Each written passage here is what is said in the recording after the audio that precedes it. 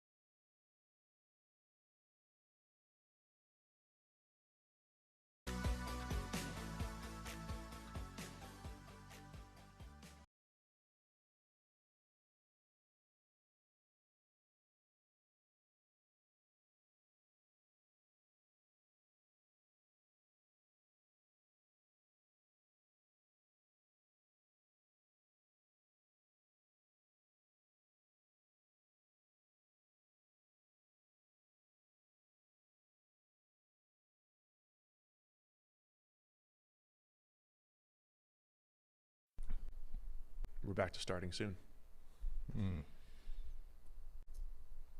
Now we live? Don't let me know.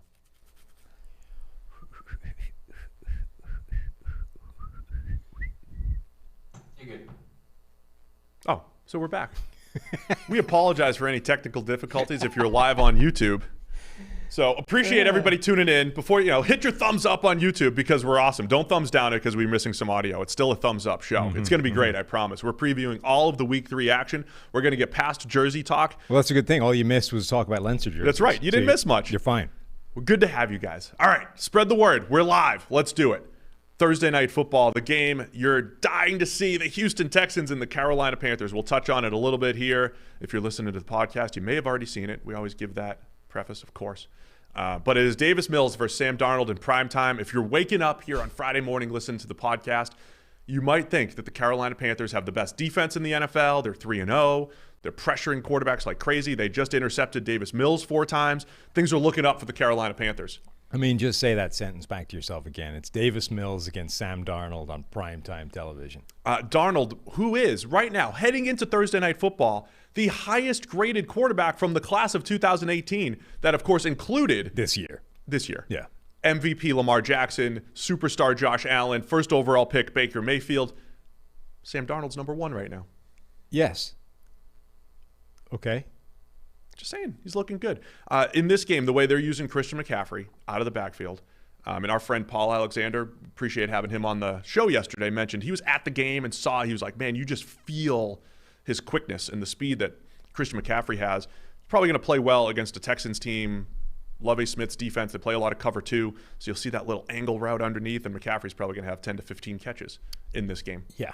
There's not much to watch in this game, to be honest. Like, the Carolina defense, I think, is really good. That'll be an interesting group to just keep an eye on. But watch Sam Darnold. Like, let's actually pay attention to what he's doing in this game. Forget the production, because it's probably going to be pretty good. Let's see how he's playing. Does he have a clean game? Does he put the ball in harm's way a couple of times and get punished or not for it? Let's see if this Sam Darnold revival this year is actually for real, or if he is more of a product of this Joe Brady style of offense. That is basically the only purpose to watch this game. Let's get on to the real games, the ones that are actually good to watch. All right, what's your prediction here for Panthers favored by 8? With on Davis the road Mills, in they Houston? cover. They cover by lots. Wow, Carolina covers, and again, we wake up Friday morning with all sorts of Panthers hype. Yeah. After the Island game. Yep. All right, let's get to the biggest game of the week right here. Well, again, on our preview shows, we will spend a little bit more time on the bigger games. We'll spend a little bit less time on the other games, but we want to give you something for every game, something for everyone here. Tampa Bay Bucs at the Los Angeles Rams. This was the game back in like April. You know how they set the early lines, and the Rams were favored by 1 way back then. It's now Bucs 1.5, favored by 1.5 in LA at the Rams.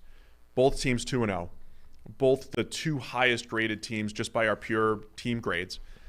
Rams looking great on both sides of the ball. Bucs looking outstanding on offense, good on defense.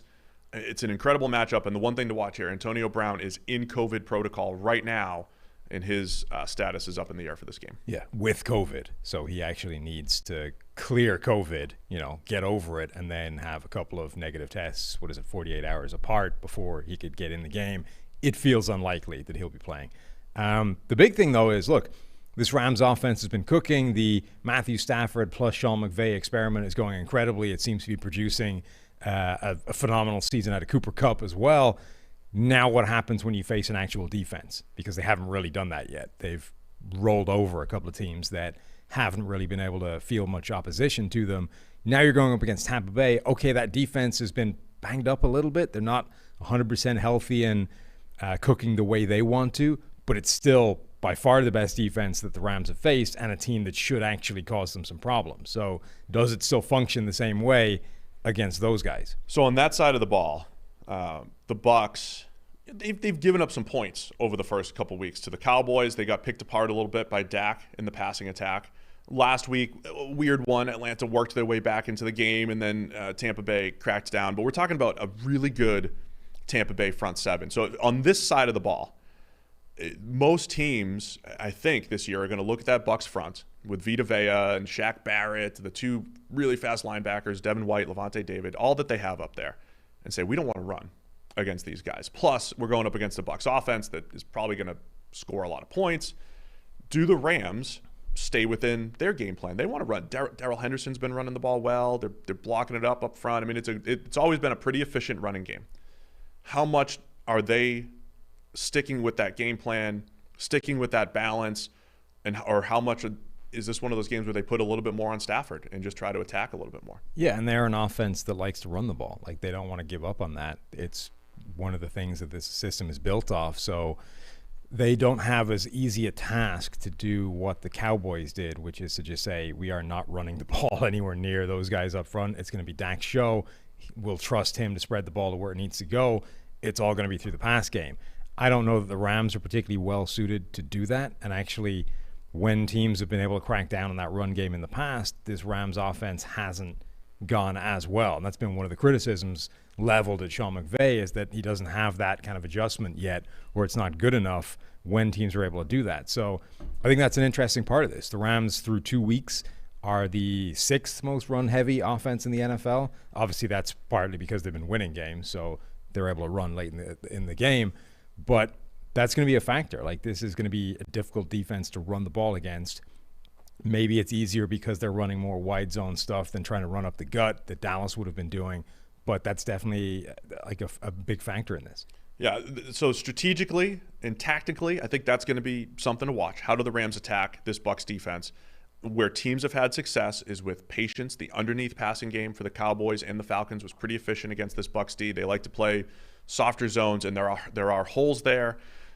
It's a pressure game for Devin White, another guy. You know, I was just rewatching a lot of his negative plays, and a lot of the Falcons' comeback the other day is Devin White getting blocked at the second level and being out of position in the pass game. He's a hyped up linebacker who makes a lot of flash plays, but he's a guy that those are the types of players who have targets on their back when McVay's out there, right? When the Rams and the Shanahans and the McVays are out there calling plays, those linebackers have targets on their back. So Levante David, Devin White, going to be pretty key for this Bucs defense and making sure that they're in position and not exploited. The other side of the ball is really fascinating to me, though. The Bucs offense, with or without Antonio Brown. Let's say they're without him. You still have Mike Evans and Chris Godwin. You'll see more snaps from Scotty Miller, as a deep threat. You have Tyler Johnson there. You got Gronk, Cameron Brate, and O.J. Howard. Like, all these guys are still out there. But the Rams defense, with Aaron Donald up front, with Jalen Ramsey, once again playing in and around the line of scrimmage. They're playing mostly zone. He's playing in the slot for the most part and playing that late career Woodson role. But he's got one of the best run defense grades so far, one of the best coverage grades.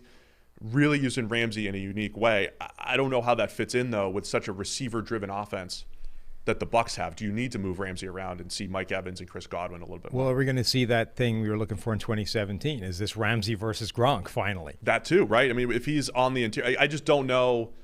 Is this the best way to deploy Jalen Ramsey against the Bucs? It doesn't. You're not going to play matchup football. They don't play man coverage. It's not what they're going to do. But with Darius Williams and David Long on the outside, right? Those guys feel like mismatches for Mike Evans. And Mike Evans and Ramsey last year had a pretty good battle in this game when they played. And that's the other piece of this. The Rams defense last year gave the Bucs problems. They gave everybody problems. Something's got to give. Rams defense that doesn't give up big plays, Bucs offense that's built on it. One of the most exciting players for me to watch this year is Gronk. Like, I've made this point before. Gronk is only 6 months older than Travis Kelce. Travis Kelce's the best tight end in the NFL, an all-pro, looks like a superstar, still in the middle of his prime. And I've kind of been using that to say, you know, maybe Travis Kelce is actually closer to the end than people think he is, and at some point that's going to disappear. The idea that he's able to win constantly and destroy people and left, right, and center and all this kind of thing. But what if it actually means that Gronk's got a lot more left in the tank? And if you sort of reverse, what we've got is a 2018 season where he was like banged up, battered. The Patriots offense was already beginning their collapse because of the end of that whole cycle. A 2019 season where he was off, retired, partying, doing whatever Gronk was doing that year.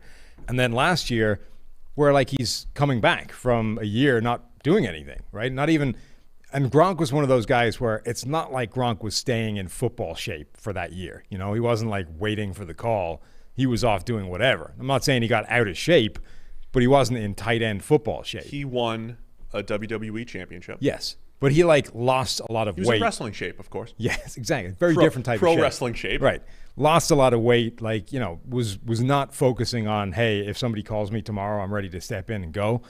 So I think it makes some sense that 2020, it was good, but it wasn't vintage Gronk. There was an adjustment period back. The dude now has 6 touchdowns in his last 3 games. Including the Super Bowl. Yes. Yeah. A 90 grade overall this season. I mean, what if Gronk is actually back to being Gronk and you're going to get a whole season of the best tight end in the NFL again? The truth is, it's Brady's our highest graded quarterback right now by a pretty good distance so far through 2 games, but it's what makes the Bucs so difficult.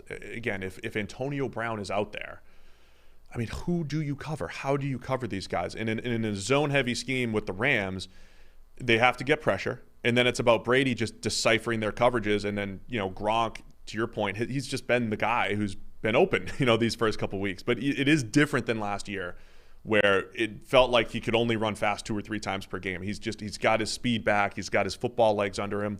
So cover Gronk, cover Mike Evans, Chris Godwin, even, again, Scotty Miller, who's just 4-2, get behind the defense type of guy. Bucs are really tough to defend. But the Rams are the best in the league at discouraging the downfield stuff that the Bruce Arians offense loves.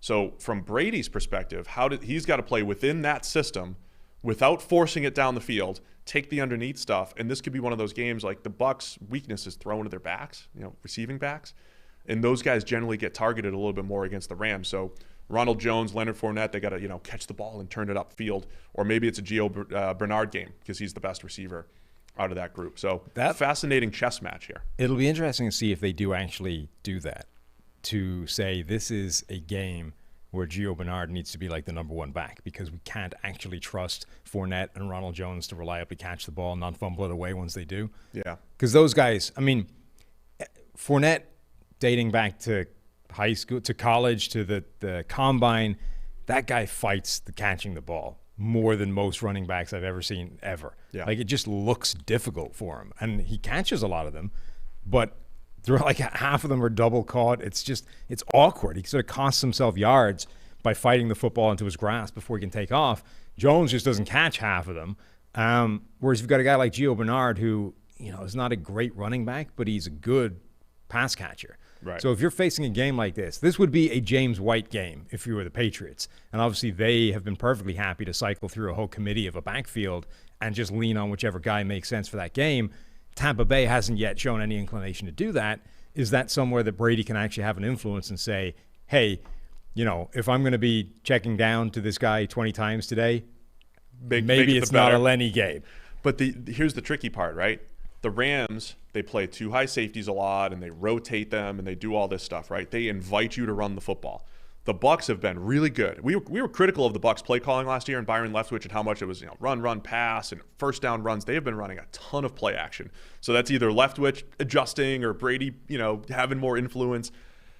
This might be a game where they are more inclined to run the ball as well, or influenced to run the ball. So that matchup up front with the Rams, of course, trying to block Aaron Donald if you're the Bucs. Aaron Donald probably has to have a big game here if they're going to slow down the Bucs getting into the backfield. I like the comment you made to me last week when they zoomed in on Byron Leftwich, coaching up Tom Brady in the sideline, and you asked, what can Byron Leftwich possibly be, teaching Tom Brady on the sideline of an NFL football game? Obviously you have to have a back and forth, and the play caller is going to see some stuff that you're not going to see. It's just funny because it's like this intense discussion, 2 guys who played against each other a couple times, 15 years ago, and Brady's still going. But the Bucs, I think, they're making better decisions offensively this year. Plus, Brady's throwing the ball well. Plus, the receivers are really good. But if there's a defense equipped to slow them down, it's the Rams. So this is one of the matchups of the year as far as sides of the ball. Spread's 1.5 here. Where are you leaning? I will go Tampa Bay to win.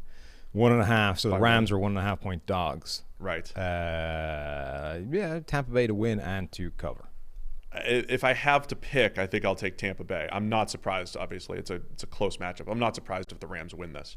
The Rams beat them last year on Monday Night Football and gave the Bucs a lot of trouble. The Bucs offense a lot of trouble. Jared Goff actually balled out in that game too. People forget Jared Goff balls out every now and again. People forget that. As it happens, PFF Greenline, which is the betting tool on the website that leverages all of PFF's data to tell you where the value is against Vegas and the point spread and all those kinds of things. Greenline likes the Bucs. All right, there we go. I didn't know that before I said the Bucs, but now I do. I'm going with Greenline. As you should. I'm happier. Now that week 2 of football is in the books, it's time to review the tape and get ready for week 3 with DraftKings Sportsbook, an official sports betting partner of the NFL. To kick off another action-packed week, DraftKings is giving all new customers $150 instantly when they bet $1 on any football game. Look, I don't know if DraftKings is going to keep doing this, but the new customer deals that they are offering through our podcast every week are just incredible. So head to DraftKings Sportsbook app now. Place a bet of $1. That's it, $1 on any Week 3 game, and you get $150 in free bets instantly. And if the Sportsbook's not yet available in your state, DraftKings still has huge cash prizes up for grabs all season long with their daily fantasy contest.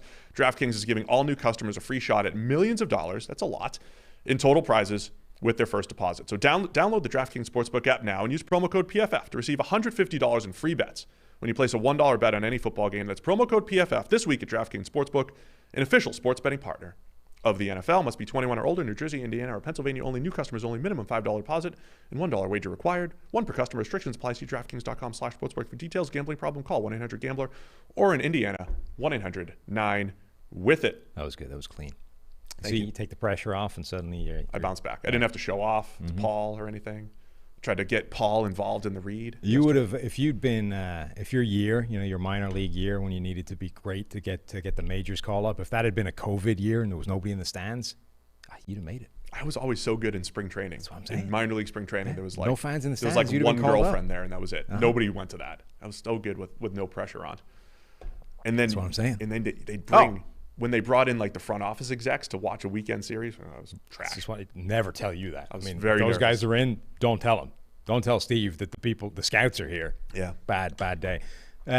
We've been asking for people to email in nflpodcast@pff.com to give us ideas for the next charity drive, right? You've done the Josh Allen thing. It's my turn next.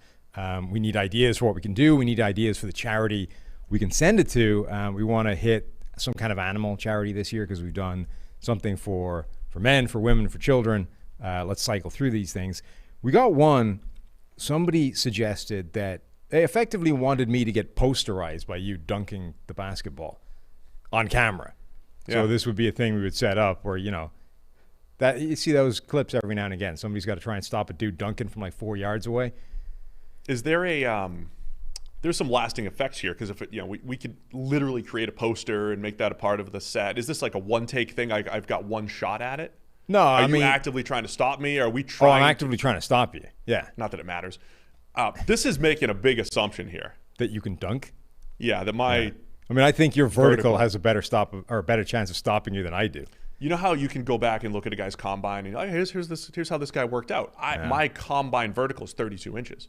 Yeah. But that was 12, 13 years ago. Right. It's probably literally 2 inches now. So the trouble, I might have to work on that a little bit. I might have to get back to some box jumps going to the lower body explosion programs in the next few weeks. I mean, I think you made the point that is probably fair for this. That look, if we're just trying to set up a camera bit, let's just use like a 9-foot rim or whatever. I did not say that. You're not supposed to say that out loud. That's just right. It's like when Fresh Prince, when they're playing basketball and the court's the size of this room. Right. And Will's knocking down threes from 10 feet away. I don't think people would hate us for, just making sure we got the shot. That's all we're doing. But just don't give the inside Hollywood stuff. Oh, okay. I've got like a 4-foot net at my house. We could do that too. Just me over you.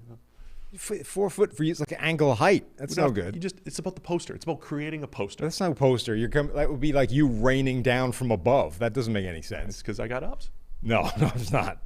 Anyway, that I don't hate that. It's a decent idea. I want to know if people like that. Is that sufficient? Would you donate to see me posterize Sam? Because we did when we were playing at the Y, we did like one-on-one stuff before.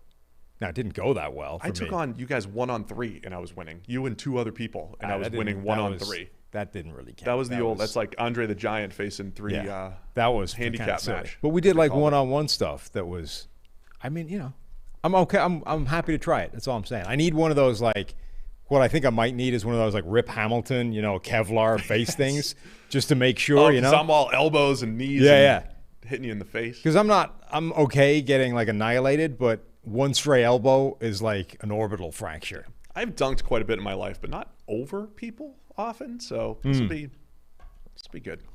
All right, let's get back to the games. Chargers and Chiefs. Chiefs by 6.5, just a pair of 1-1 teams. Yes. Third and fourth place team in the AFC West here, the Chargers and the Chiefs. First time the Chiefs haven't been alone in first place since like the Obama administration. But it's the first they haven't not had a share of the lead since Obama was president. Like the last time they weren't at least sharing the lead of the division. That's exactly what I just said. You said it's at least a share of the lead. No, you said it's not like the first time they haven't had at least a share of the lead. But they have a share of the lead, so you said it wrong. In first place? They don't. They're 1-1. The Broncos and Raiders are 2-0. Okay. All right, I'm with you now. Just cut that out. We'll just, we're not live. It's okay. Okay. Nobody saw that. Perfect. Chiefs by 6.5 against the Chargers. This is, I did not check. That player that we love on the Chargers who's so good and does a lot of things. This is like the second time I think he's faced the Chiefs with all of his injuries. His second or third time that he's faced them through the years. Really fascinating matchup. And when potentially the player versus Travis Kelce. Yeah, they've played a few times, but that's always a fascinating matchup. So again, you've got a Chargers team. We love to talk matchups like it's basketball. It's just not the reality of football, at least not from a man coverage. Like you're going to cover him and you're covering him and you're covering him.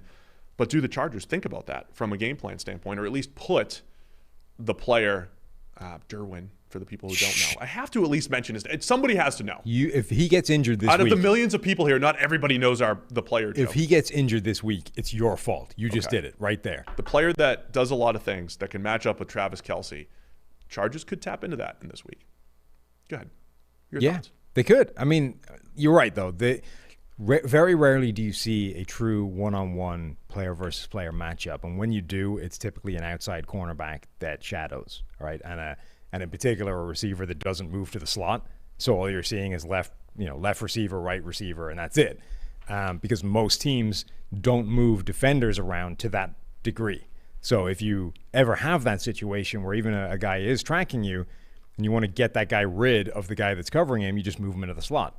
Game over, right? Darrelle Revis was basically the only cornerback that ever sort of followed people into the slot as well and could literally stay one-on-one with a guy all game long.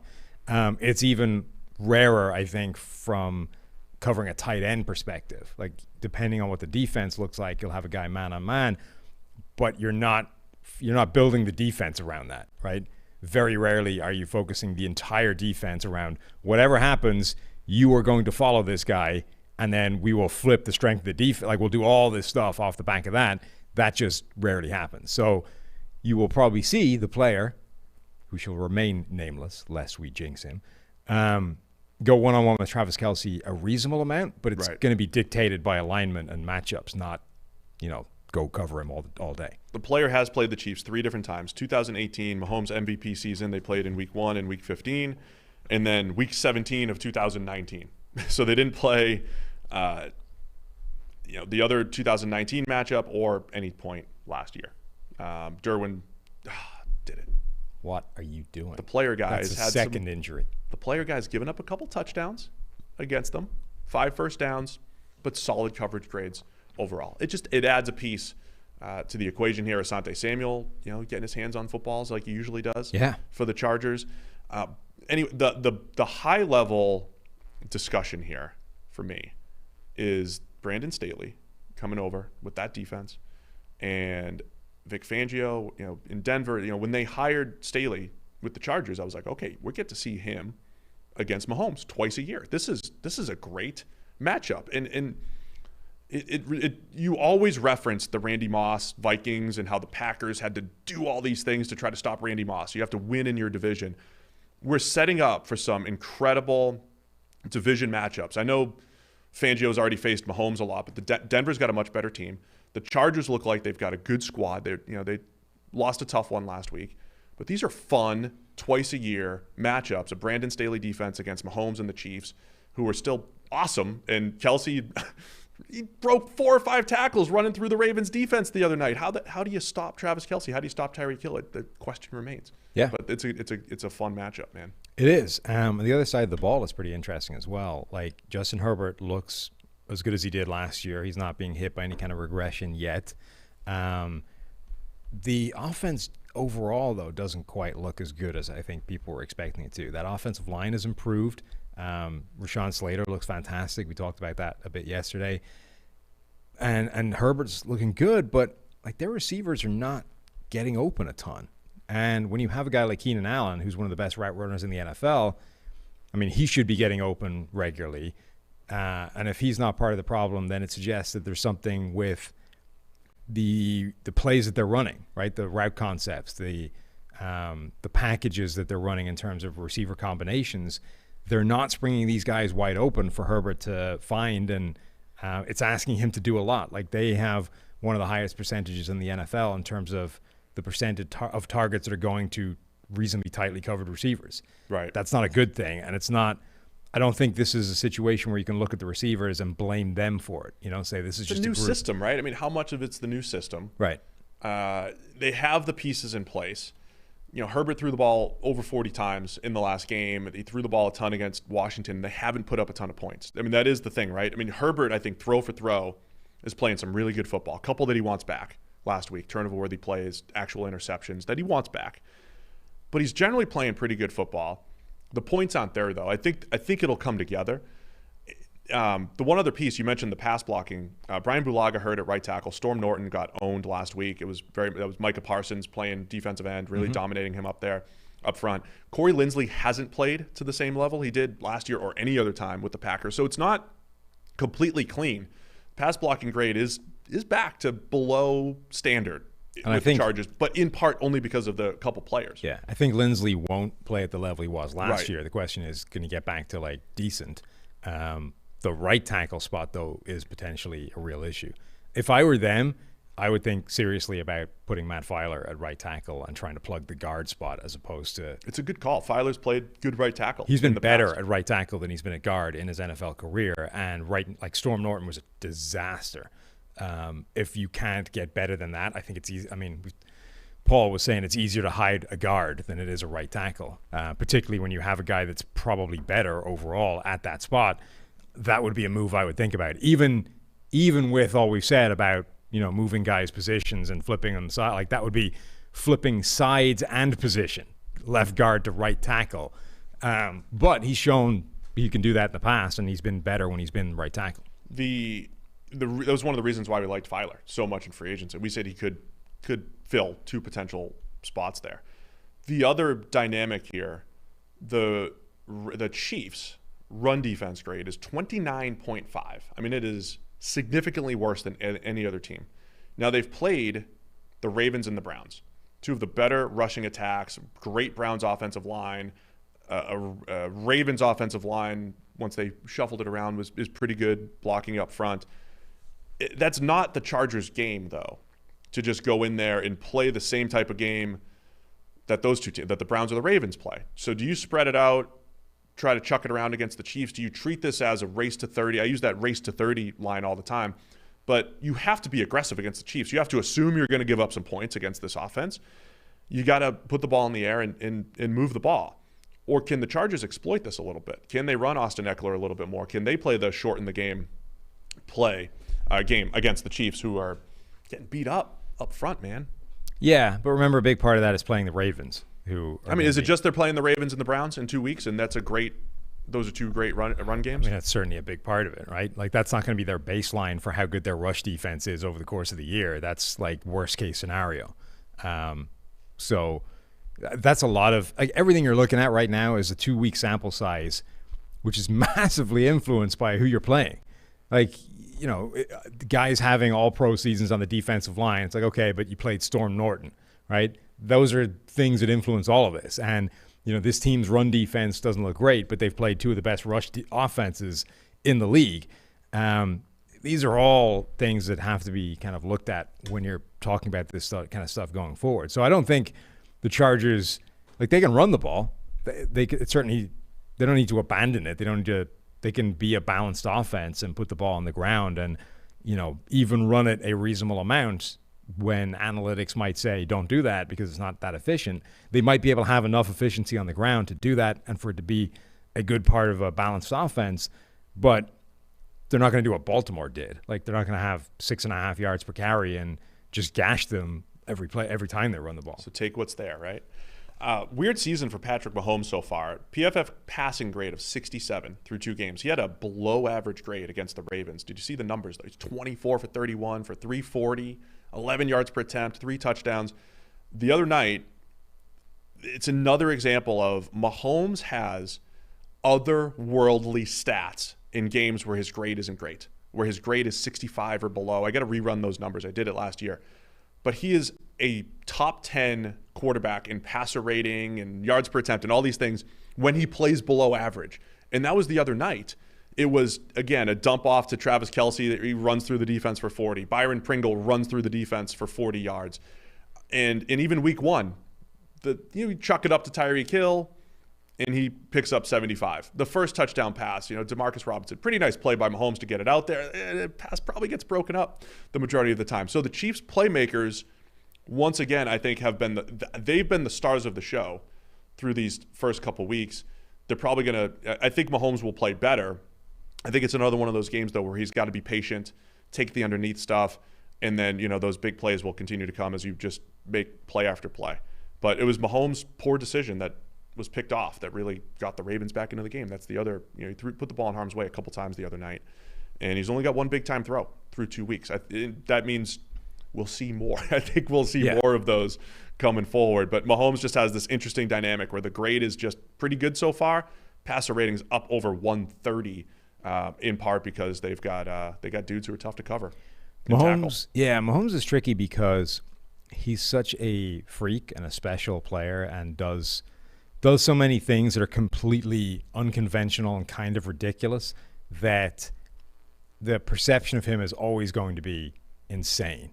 So if he does have a run where he doesn't actually play that great, people are going to have a really hard time accepting it because, of all the things he's doing, right? Because every other stat is great too. Again, I'm just using passer rating as an example. It's over 130. EPA is great. I mean, but also, all like, in every game for this offense. In every game, even when he's not playing particularly well, he's going to run to the left and do the ridiculous, spin around, wrist thing on a pass that goes 10 yards to an uncovered receiver in the middle of the field, And, fundamentally, what is that? It's just a completion like anybody else. Because he made it look different, he got style points. It shouldn't improve your grade, but it's the kind of thing where everyone's going to look at that and go, Mahomes is just incredible like that. You know what I mean? And I think he is. I think he is, just not for everything. Not for everything that is being those things praised. That shouldn't affect how well you viewed him playing the game in that game. It's just he throws from weird angles and in weird ways that most players can't and don't try. I don't know how much credit you should give him for that. All right, so 6.5 for the Chiefs. Just because they lost to the Ravens the other night, I don't have a different perception of the Chiefs here. I still think they're the best team in the AFC. I think they're excellent. 6.5, is that too much? They're at home against the Chargers. Where are you leaning here? I don't know that it is too much. The Chargers, I think we all expect them to be a good team, but they haven't played that well. I think there's something real in terms of the struggles with getting those receivers open, which puts all of the focus on Justin Herbert and making insane throws, like that 40-yard hole shot that he made. Incredible. That's not that sustainable. Yeah, you don't want to rely on that every single week. That's giving you a pretty tight window to have to hit. I think I would lean Kansas City for both winning and covering. I'm going to lean Chargers here. Week 2 last year, the Chargers kept it close, and then Mahomes rolled out, hit Tyreek Hill with one of the best throws of the entire season to kind of pull away at the end. Those division games, I think 6.5 feels like a lot for a division game where both teams are pretty good. It's not a complete mismatch. So I'll take the Chargers to cover, Chiefs to win. 74% of the money still coming in on Kansas City at that number. All right, so people aren't overreacting then, because it's a pretty big number coming off a loss. I don't think people are overreacting yet. We'll get into some Niners and Packers in a minute, but got to give a shout out to our friends over at Fantrax. Fantrax is free. Fantasy Football League Manager is the most customizable, easy to use, and feature-rich platform in the entire industry. PFF is playing our leagues on Fantrax this season. Features their multi-team trades, bonus points for touchdowns of different yardage, and get this.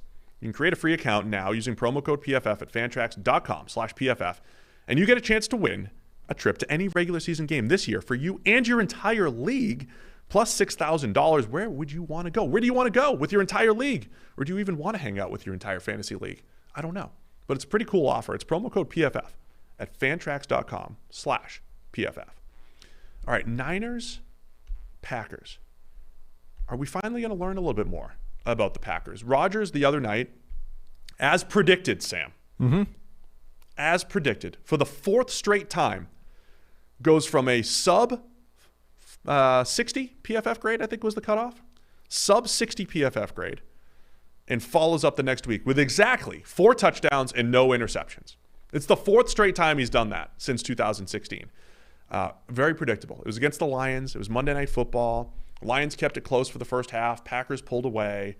So that game in a vacuum wasn't out of the ordinary. But week 1 still happened, right? So we've seen Rodgers and the Packers get demoralized one week, take care of business against the Lions in week 2, now going up against a 2-0 Niners team that has all the pieces from, similar pieces as their Super Bowl team.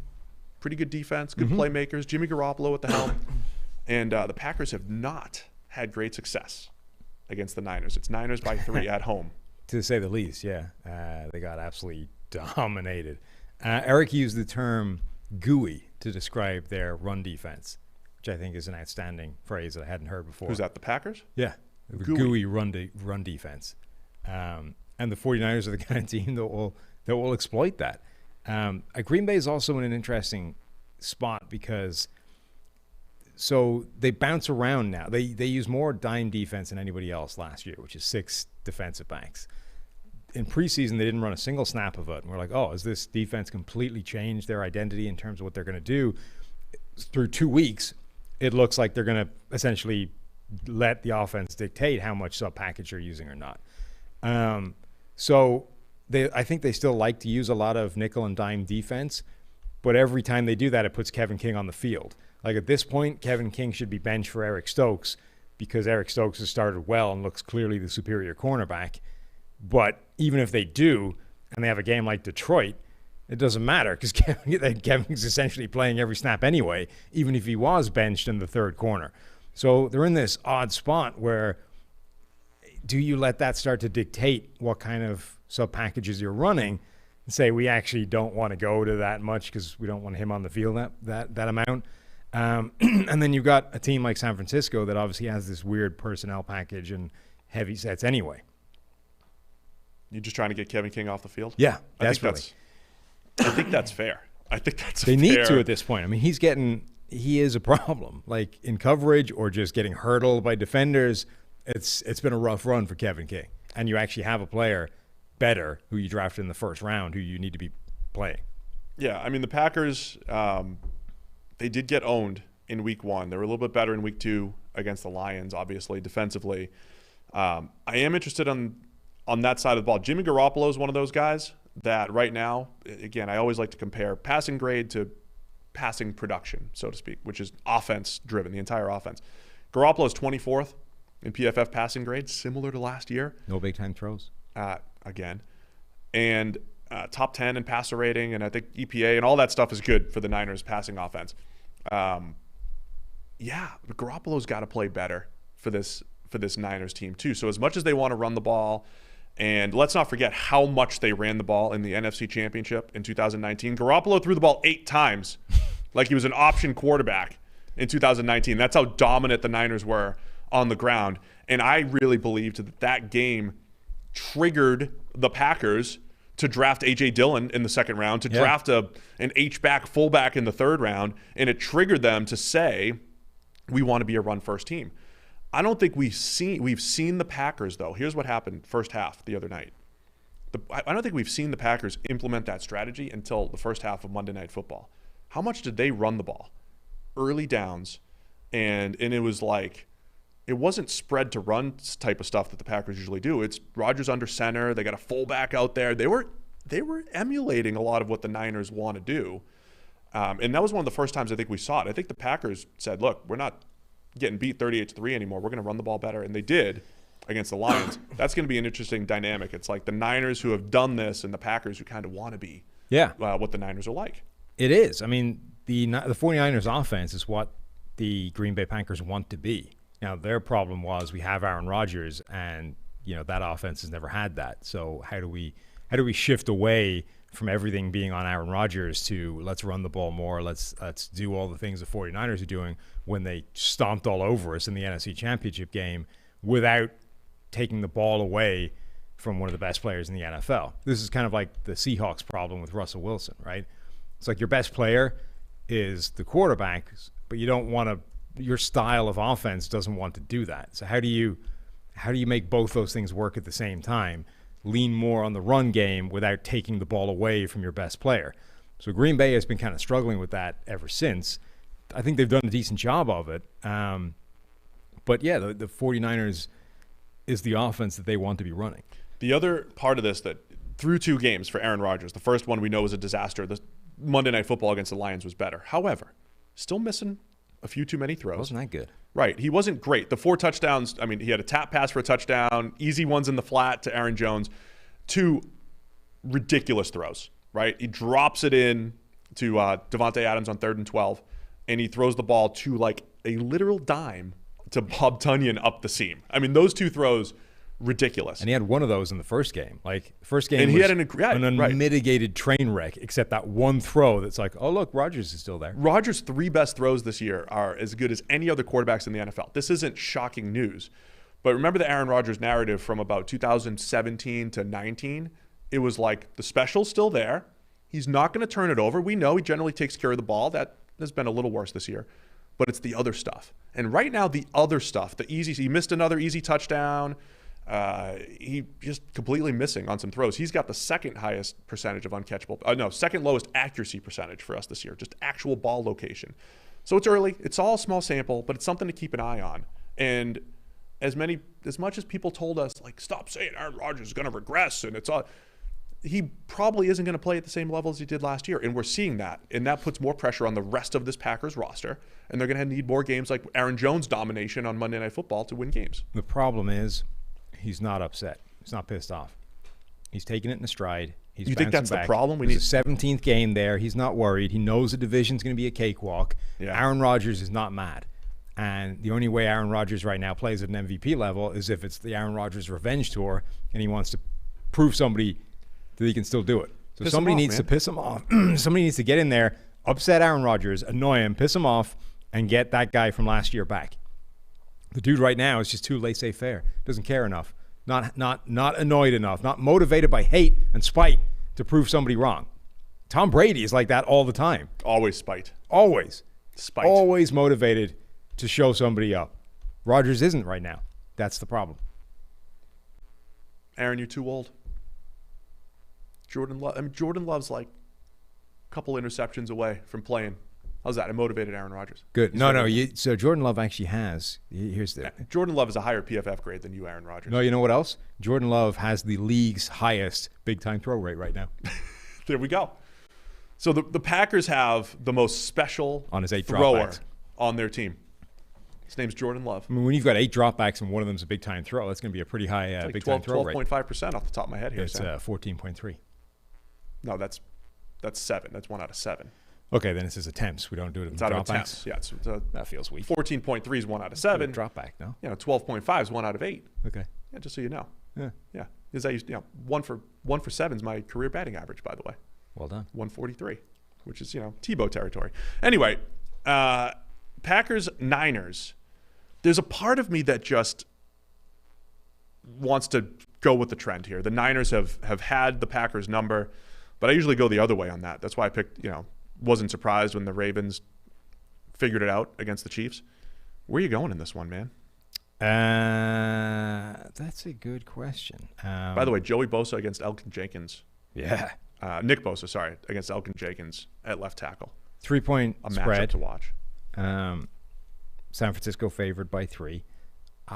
Sunday Night Football a couple years ago was one of those games where the Packers could not do a thing against the Niners. And then the NFC Championship couldn't do a thing. How much does that matter? Some of the Packers' worst games are against the Garoppolo-led Niners here. Yeah. I'm going to go with the Niners.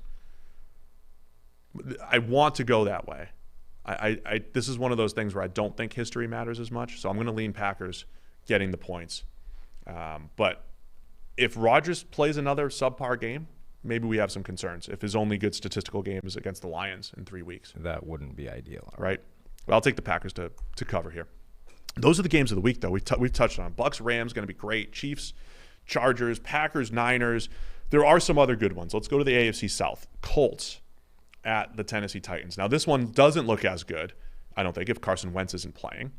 And with Carson Wentz has both ankles hurt. What are you laughing at? Nothing. Yeah, both ankles hurt because he tried to, escape the lion. One's per drop back, one's per attempt. Yeah, the lion that is Aaron Donald. Bad mistake. Shouldn't have done it. Hurt. And you're telling me now there's a chance they're going to run a 2-quarterback system with Jacob Eason and Brett Hundley? It's the newest report. Brett Hundley was taking first-team snaps, and there's a potential 2 QB system with Brett Hundley and Jacob Eason. Why? Pac-12 legends. Who wants that? Maybe the Colts. Why? Why would you want that? Yeah, Brett Hundley with his experience, you see. His experience. At what? Throwing the ball underneath, not turning it over. Brett Hundley's like he's budget Jacoby Brissett. Budget Jacoby Brissett. Yes. Stylistically, they've been similar in that game manager, I think low turnover worthy play rate. Look, at some point the stuff is in the bargain bin for a reason, and you should leave it there. You know what I'm saying? Budget like Brett. Just because they're You don't selling want it for Brett? 7 cents doesn't mean you want one of those things. Holds the ball too long, takes too many sacks. Budget Brissett is Hundley. I don't want a budget Brissett. I don't want him throwing a ball for me. I don't want that. I want Jacob Eason and just saying, look, Eason, take your cannon for an arm. You're either going to throw 4 picks or 4 touchdowns, and let's get after it. Yes. I would hope that this is just to make the Tennessee Titans prepare for Brett Hundley for no reason. Like, that would be smart, saying, hey, you know what? There's a chance that Brett Hundley's going to play in this 2 QB system, and you better waste a day of your preparation working on this. And then we get to the game, and it's Jacob Eason start to finish. We don't need to see Brett Hundley. We don't. I promise you. Today's PFF NFL Daily, we discuss Sam's optimism, all of our optimism for 0-2 teams. We're most optimistic about the Colts as an 0-2 team. However, a Hundley and or Jacob Eason quarterback room against the Tennessee Titans this week, I mean, the Colts are in danger of going 0-3 here. Yeah. Pretty badly. So, Tennessee by 5.5. I think Tennessee showed last week what they're capable of with Tannehill throwing the ball well, Julio outside of a drop and a touchdown that should have been. I mean, Julio's tough to cover still. A.J. Brown, he'll be there. And then the Derrick Henry experience, the outlier, 40 carries in a comeback attempt. I really like Tennessee in this one. Yeah, and I think there's a big question about whether the Colts can actually cover anybody anymore. Like, their cornerbacks are not good, and they're not seemingly able to hide them as well as they did in the past. Yeah, but they played the Seahawks and the Rams. Right, but they've done that in the past with cornerbacks that aren't great and have covered it up. Like, there's only so much you can do to hide cornerbacks with a scheme. And I think what we've seen in the past is that the players that were able to rise to that challenge and play well when they're in a good system, they're pretty good players to begin with. You know, maybe not if they were asked to be the guy anymore and you got to go one-on-one man coverage all day. Like, they couldn't hold up that way anymore. But suddenly you take a pretty good player, you give him a really beneficial scheme, and that guy can look good for a while. But if you take a guy that like has never been there, has never been at that level, and ask him to do it, it doesn't necessarily work as well.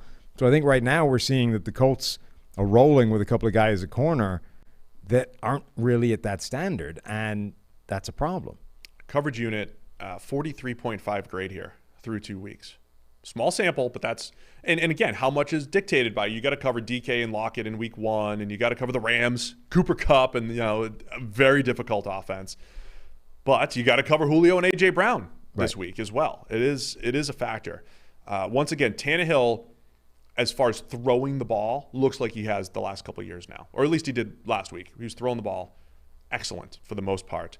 He's got the most big-time throws that have fallen incomplete so far this year with 3. So that doesn't show up in the grade. My concern with Tannehill, though, taking those sacks that he did a lot throughout his career. Over 30% of his pressure dropbacks are sacks. He's got to cut back on that. But I think Tennessee's going to be okay. I think they win in cover. And if Wentz is back, I'll say it again, he's got to be more aggressive. A couple chances against the Rams throwing the ball down the field, and they paid off. They got to be more aggressive and try to create some explosive plays in Indianapolis. So give me Tennessee. I think they cover the 5.5 too. I'm buying into Tennessee again after that nice win against the Seahawks. Yeah, I kind of am as well. But it's worth pointing out that Greenline sees value in the Colts here. Yeah, and remember, if you're actually going to wager, trust Greenline. Trust PFF Elite. Right? Get your PFF Elite package and get Greenline's take because it's all the data. We're just enjoying it and talking through what we're seeing. And Greenline also, I don't knows if Carson Wentz is playing yet. Well, obviously doesn't know that he isn't. It's not factoring that in just yet. Yeah, it's probably assuming Carson Wentz is playing on the basis that we don't have a definitive. He's questionable. He's officially questionable. We don't have a declaration that he isn't. If Wentz plays, I also wonder how much it's just going to be the Jonathan Taylor story. The Colts offensive line has to play better than they have been. Once they get healthy, I think they'll be fine. But that has been a weakness so far, an unexpected weakness for the Colts so far up front. Yeah, well, they should, in theory, be getting everybody. They're getting that offensive line back. Like, when you get the starting five, that line should be one of the best in the NFL. They have yet to have the starting five play. It's getting there. But poor Mark Lewinsky is going to have he's forever Donald. Well, yeah, with his grade in week 2. Mark's going to have some problems because of that. I'll take Tennessee. What do you want to officially take? I'm taking Tennessee. I told you I'm taking Tennessee. I'm taking them to cover. I'm just pointing out that Greenline sees value in the Colts, which is probably driven by Wentz. I would say if Wentz is playing, I like the Colts to cover, but still lose. All right. If he's not, they're losing and not covering. Seattle Seahawks at the Minnesota Vikings. The Seahawks are favored by 1.5 on the road at Minnesota. What are you looking for in this game? That cough button desperately. It's been the request has been put through the system, Steve. It's just yet to arrive on my microphone here. Request has been. What was the question? While you were coughing, Seattle at Minnesota. Seattle favored by 1.5 at Minnesota. What are you looking for in this game, Sam? I'm wondering if Seattle's found something in Alton Robinson, who's been grading really well as a pass rusher for them. And obviously that's a desperate area of need. Find somebody that can rush the passer so that we don't need to send Jamal Adams and Bobby Wagner to generate pressure. He was, a 5th-round pick in 2020. Played okay last year, but not to the point where you'd be looking at and saying, this guy's clearly about to break out and have a dominant season. Through the first 2 games, he leads the team in pressures, has 4 pressures on 11 pass rushes. So he hasn't been playing that much, but every time he's out there, he's getting pressure. Yeah, him and Darrell Taylor, both second-year players, have been the most effective edge rushers for those guys. So conversely, you've got stitching it together with a lot of players. Right. Conversely, you've got Carlos Dunlap and Benson Mayowa taking the majority of the snaps, neither of whom has got any kind of decent pass rush grade. Like that. That's the kind of thing where, look, you've got a bunch of guys up front. You're trying to find somebody that can rush the passer, and the guy getting the least amount of reps is winning. So let's maybe think about it, readjusting what the plan is in terms of who gets playing time. So the interesting thing for me here is the Seattle offense against Minnesota's defense. Again, Seattle, slightly different offense, but when you look through 2 weeks, it's the big plays that once again stand out. Tyler Lockett getting behind the defense. They had a coverage bust to Freddie Swain for a touchdown. That's not the stuff I'm talking about. It's more getting DK Metcalf going. He hasn't really had those big plays yet, but he's always dangerous. It's a DK and Tyler Lockett driven offense with Russ getting the ball down the field to those guys. Against Minnesota here, where when you look at their defensive grades, all a part of your PFF edge or elite package, you just go through their defensive grades, and at the bottom, it's all their corners. It's Patrick Peterson, Bashad Breeland. I mean, those guys are getting picked on. We've talked about that a bit. Breeland especially with a 29 coverage grade and a passer rating of 156.3 into his coverage. That doesn't include the preseason when he got completely whooped by Tyreek Hill as well. Those guys have been an absolute weakness, and that's where you can attack if you're Seattle. So as much as you want to create fun underneath offense and everything, attack the perimeter against Minnesota. And he's been getting banged up, injured as well. So he's not even 100% healthy right now and is getting torched. I don't understand, if you're Minnesota, why you wouldn't be playing Cameron Dantzler. I'm not saying he's perfect or he's even going to be the guy, but there's a chance. Like, it's back to, where do you think you are if you're the Minnesota Vikings? Do you actually think that this is a season where you can contend and win things? Because that's the only reason why you wouldn't be playing Dantzler right now. You should believe that, though. And even then, even if that's your thought process, you should probably still be playing him, because the question is not like who gives you the best chance to win a game right now. It's like, if we are a team that's expected to make the playoffs, who's better then? Like, who's better in the wild card weekend? Is Cameron Dantzler, does a season of play make Cameron Dantzler a better option to defend, a good wide receiver in the wild card round of the playoffs than Bashaud Breeland or Patrick Peterson? Because that's kind of the bigger problem right now. I mean, there's plenty of evidence that just says right now Cameron Dantzler is better than Bashaud Breeland because of that too. Veteran or not. The Vikings should believe that they're in the wild card hunt. They're 0-2, but Kirk Cousins is playing good football. Anytime you have to cover Justin Jefferson and Adam Thielen, it's tough. But now you've got KJ Osborne leading the team in receiving yards. Yes, there was a big coverage bust for 70 or whatever that affected that. But yeah, they can attack. They've got a pretty good offense. The offensive line run blocking was pretty good against Arizona. Dalvin, even though he gets hurt 5 times a game, explosive threat. I mean, Minnesota can put points on the board. They can move the ball. Got to figure something out defensively. But I really look at the Seattle wide receiver matchup as a favorable one for the Seahawks. The interesting thing is how much Minnesota has embraced or pivoted to that 3 wide receiver thing, right? Remember, Mike Zimmer was essentially, lamenting the fact that when Irv Smith went down, I guess I'm going to have to play as third receiver. I don't have 2 tight ends anymore that I can put out there. So they've gone from never using one to KJ Osborne has 103 snaps in 2 games, which is only 20-something less than Justin Jefferson. They've essentially pivoted to an 11 personnel style of offense, and it's worked. KJ Osborne's actually looked pretty good. All 3 of those guys are making plays. Kirk Cousins is making plays. And Seattle's one of those teams that doesn't have a great nickel corner. Right, and I think you're going to have to play. I know I say this for a lot of teams. You got to try to score a lot of points. I mean, you have to. You got when you're playing strategy, Cotton. Right? But when you're playing offense, it's not the slow it down and run it all the time. You have to assume Seattle's going to get their points and create some plays. So Minnesota has to play aggressively, offensively, is what I'm trying to say. I like Seattle to cover the 1.5 here at Minnesota. What are your thoughts? It feels tough to imagine the Seahawks not covering that. I think they're quite a better team than Minnesota. So as I far would as expect that. It's not like a real individual matchup, but all of Jamal Adams in and around the line of scrimmage and Dalvin Cook and those 2 guys, anytime they're playing football against each other, pretty fun one. So keep an eye on that as well. I'll take Seattle, though. Where'd you go? Seattle as well. Seattle as well. All right, Miami Dolphins at the Las Vegas Raiders. Raiders by 4. You're 2-0 Raiders. Raiders by 4. Jacoby Brissett getting the start for the injured Tua Tagovailoa. The rich man's Brett Hundley. Rich man's Brett Hundley. That's Jacoby Brissett, which is also a very poor man's Ryan Tannehill on the same. It's on the same continuum. What? Similar continuum. Well, so if Brett Hundley's in the bargain bin at the front door, Jacoby Brissett is where? Just on the aisle? Regular? He's like the most expensive thing at the dollar store. The most expensive thing at the dollar store. So you're at the dollar store. And then where's Tannehill?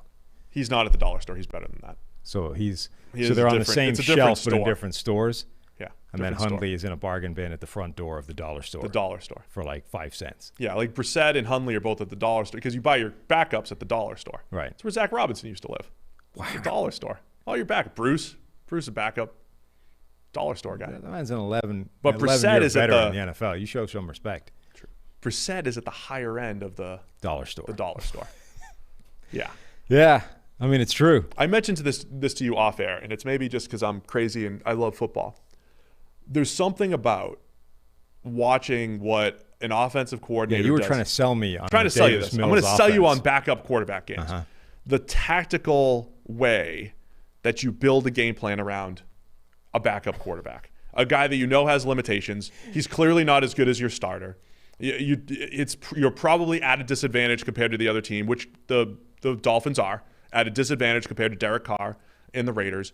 How are they going to build a game plan around Jacoby Brissett, a guy who, again, has held the ball too long and taken too many sacks throughout his career, but also not driven the ball down the field enough? But you have those playmakers. You got those. Will Fuller going to be back? You've got those playmakers to get the ball to. So what do the Dolphins do to protect their offensive line, protect Brissett, and put him in position to succeed? This is the single most depressing thing I've ever heard anybody try and sell a game on, which is that's what football is, man. There's something quite interesting about watching a team try and desperately cover up for their terrible quarterback. Yes. Yeah. Something to it. That's not a good sales pitch. Particularly, I mean, okay, we can talk about Miami's a little bit, but like when the sales pitch is Davis Mills, like let's just see how Houston try and cover up Davis Mills as the quarterback. That's what I'm not watching, a fun man. thing to watch. It really isn't. That's what I'm keeping an eye on. So Miami go to Brissett, who actually played reasonably well when he came in for Tua. His PFF grade was pretty good in that game. And you know what his stat line looked like? Yeah, it wasn't great. But it was similar to the other quarterback in that game. Yeah. His problem is that Miami offensive line is very not good. And it was very not good to the point where it knocked Tua out of the game. Then in comes Brissett, who brings, the double-edged sword. He is a lot bigger and stronger than Tua and potentially more durable because of that. On the other hand, he's going to hold onto the ball on average like half a second longer, which is half a second longer that each one of those offensive linemen needs to pass protect every single time you have a standard dropback. That isn't great. And they're talking about, ringing the changes of personnel on that offensive line, which is fine. But my question would be, well, okay, but who's coming in? Like, it's not like the second team is like superstars just waiting for the opportunity to be thrown out there. Like, your second team is probably not as good as your first team, and your first team sucks. The early report is just Liam Eichenberg stepping in at left guard. Right. Potentially. Austin Jackson remains at left tackle. They've discussed everything. Jesse Davis moving from right tackle into guard, and Robert Hunt's moving out. I mean, they're all grading poorly. Yes. I think there is a case to move Robert Hunt to right tackle, and I would try Eichenberg at left tackle because what the hell have you got to lose at this point? Yeah, Austin Jackson's been a problem. Yes. At left tackle throughout his year plus. So either way, the Dolphins have to get rid of the ball quickly. The Raiders' pass rush, by the way, has been the league's best. Max Crosby has been unblockable. And this is a great weeks. example of like strength of competition. We're going to be we're going to be a month into this, and we're going to have no idea if the Raiders' pass rush is actually for real or not, or if they've just faced three terrible offensive lines. It is a battle of the highest graded pass rush and the lowest graded pass blocking unit in the NFL. Yeah. So I like the Raiders across the board here. Here's the thing. Raiders on the other side of the ball, though, love the way Derek Carr's playing. I love the way they're deploying all their playmakers. The Dolphins have the pieces maybe to make things a little bit challenging there. Yeah. I think it could be a lower scoring game than what the Raiders have been playing. Like a 21 to 10 type of game. But I like the Raiders in this one. And I think it's also interesting, like, what does Miami do to try and defend Darren Waller? Because this is a team that plays a lot of man coverage. Right. And when you do that, I mean, they've focused on the cornerback group. Byron Jones, Xavier Howard, Noah Igbenogany getting drafted high. That's where they've sort of plowed all the resources. Now, can you put one of those guys on Darren Waller? Do you have to try and find a defensive back or linebacker that can cover him one-on-one? Coming out, I thought Brandon Jones, they drafted him in the middle rounds as a safety. I thought Brandon Jones had those tight end eraser type of skills. Eraser's extreme, but still trying to make that a thing, huh? Yeah, tight end covering type of skills. I thought Brandon Jones could be one of those guys. The Dolphins are getting really good play from their entire back seven, though. We're talking Xavier Howard, who we know, but Javon Holland as a rookie playing well, Eric Rowe's playing well. Rowe also has that body type that could be. He's an option. So keep an eye on the tactical aspect of that, how you stop Darren Waller. I think the Raiders, though, man, I think they moved to 3-0. Yeah. And I think they cover the 4. Yep. Same. Am I going all favorites here? No, not all favorites, just recently. 81% of the bets are going on Las Vegas. Only 50% of the money. People don't 81% believe in Jacoby Brissett. Here's the other reality. Shocking. Here's the other reality, though. as of right now, is Jacoby Brissett that much of a downgrade from Tua the way he's played? I'm not sure he's any downgrade from Tua right now, based off what we've seen. The only issue is what the dynamics that it affects the offensive line. Like, for all of Tua's faults, and there appear to be quite a lot of them, he was doing a reasonable job of getting rid of that ball pretty quickly over his entire NFL career. Like, right. His average time to throw relative to other young quarterbacks is very fast. And Ryan Fitzpatrick, when he was in there last year, was one of the fastest quarterbacks in the NFL. You're going to the other end of that spectrum with Jacoby Brissett. Now, that's not always a disaster because Brissett's got some strength and can get out of some plays and extend it, but that is going to stress that pass protection that's already bad. All right, it's the Washington football team at the Buffalo Bills. We got Bills by 7 here at home. Josh Allen versus Taylor Heineke. Heineke after his heavyweight fight with Daniel Jones on Thursday Night Football last week. Heavyweight fight? Oh, yeah, they were battling back and forth. Huh. Heineke, Jones. Okay. It's great. Now he's going to go head-to-head with Josh Allen, who's got a lower grade than Heineke so far. Oh, no, don't do that. I mean, if you go back to the last year's playoffs. Are you going to repeat Duck versus Josh Allen again? No, because the statement that came there. Look, the better quarterback is. I'm not saying Taylor Heineke's better than Josh Allen. I'm merely citing their small sample recent production grades. Okay. From per PFF. All right. It's PFF's fault. Heineke versus Josh Allen. What are you looking for in this one? I mean, I think the quarterback battle is actually really interesting. Heineke is still working on a tiny sample size. Credible playoff game, was okay. Pretty good against the Giants. More data points, more Taylor Heineke data points. He's a fun quarterback to see play. I'm intrigued to see if he can keep it going. And then Josh Allen, we're on like constant bounce back watch. Is this Josh Allen this year? Has he regressed pretty hard? Are we just waiting for Josh Allen to catch fire again and go crazy and look as good as he did last year?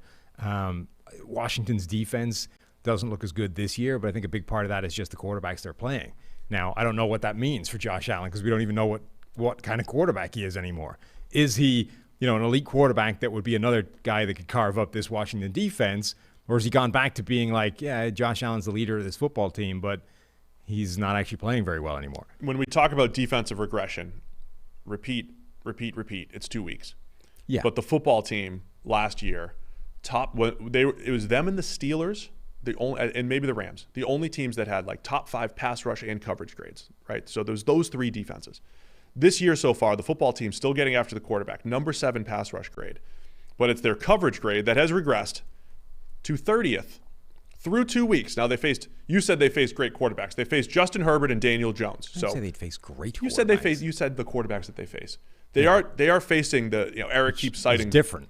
The 15 straight quarterbacks that they face that are challenging. Daniel Jones was the best graded quarterback of the week last week. I know he was. I think. Second grade. Was that because he faced Washington or because he's great? I mean, we'll talk about Jones in a minute. Either way, there's been regression on the back end from Washington. They can get after it. Their pass rush is excellent with Montez Sweat and Chase Young and Jonathan Allen. And the Bills, we talked about the Dolphins pass blocking. The Bills have the second worst pass blocking grade through 2 weeks. They played the Steelers, right? And they played the Dolphins. So that's one of those matchups to watch up front. Can Washington get pressure on Josh Allen? Can he hit those throws? If Washington plays in the secondary the way they have the first 2 weeks, there'll be open throws to hit, and Allen should be able to have a bounce back game here. If we're still talking about him as a low 60s grade, then it's more interesting. And I mean, this is a key game for Josh Allen. I think last week was a key game for Buffalo. Like if they hadn't bounced back and got a win against Miami, they would have had some problems. This game is more focused on Josh Allen specifically. Like if Buffalo wins and wins comfortably, that's great. But if Josh Allen doesn't play any better, Josh Allen looks the same as the first 2 weeks, and the Buffalo Bills win, I don't think that's a great thing for them. You can look at it 2 ways, right? You can look at it and say, hey, they're winning games despite Josh Allen not playing that great. This is an outstanding thing. That was my social media take, Sam. And right, because people were upset. Because it means they're a really good team, right? And there's a ceiling to be much better. But the negative way of looking at that is, well, if Josh Allen isn't as good as he was last year, how far can this team even go? Even if they are winning a bunch of games, because eventually they're going to have to roll into the playoffs and face teams like Kansas City, and that becomes more tricky.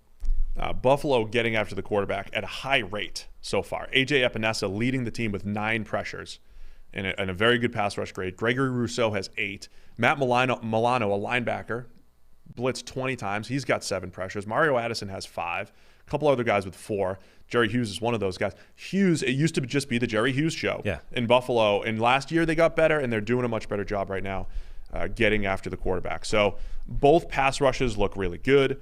I think it's going to come down to quarterback play under pressure, right? So with guys in your face, are you making throws, are you not? Josh Allen, Taylor Heineke, and I'm with you on the Heineke data points. I love the way you said that because that's my phrase. I get to learn a little bit more about him. He's got that little bit of baller in it. He's gonna make that comeback. He's gonna get after it there. But I think the Bills receivers are gonna have some opportunities here to make plays. Bills by 7 at home. Might even be 7.5 now. Might be 7.5 now. I'm going to lean Washington just because of all the points. That's a lot of points. I mean, anytime you're clearing a touchdown, you're pretty confident about this game. Like the Bills to win, though. Yeah. I kind of with you. I think I like Heineke to be able to keep this within a touchdown. So Buffalo to win, Washington to cover. All right. Washington to cover. I'm with you there. New Orleans at New England. Patriots favored by 2.5. Jameis and Belichick. That's got to be the story here. Only happened once before. Yeah, they played, Thursday Night Football? 2017. Thursday Night Football. Jameis was okay. Had a grade of 70. It was a 17-14 loss. So it wasn't like a high-scoring affair. But Jameis had 300 and something yards, a grade of 70. He played reasonably well.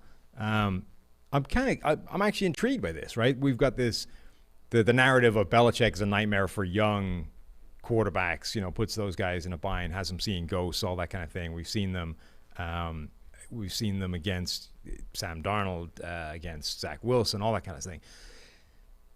I mean, Jameis is the most volatile quarterback in the NFL, was incredible week 1, terrible week 2. What does Belichick do with that?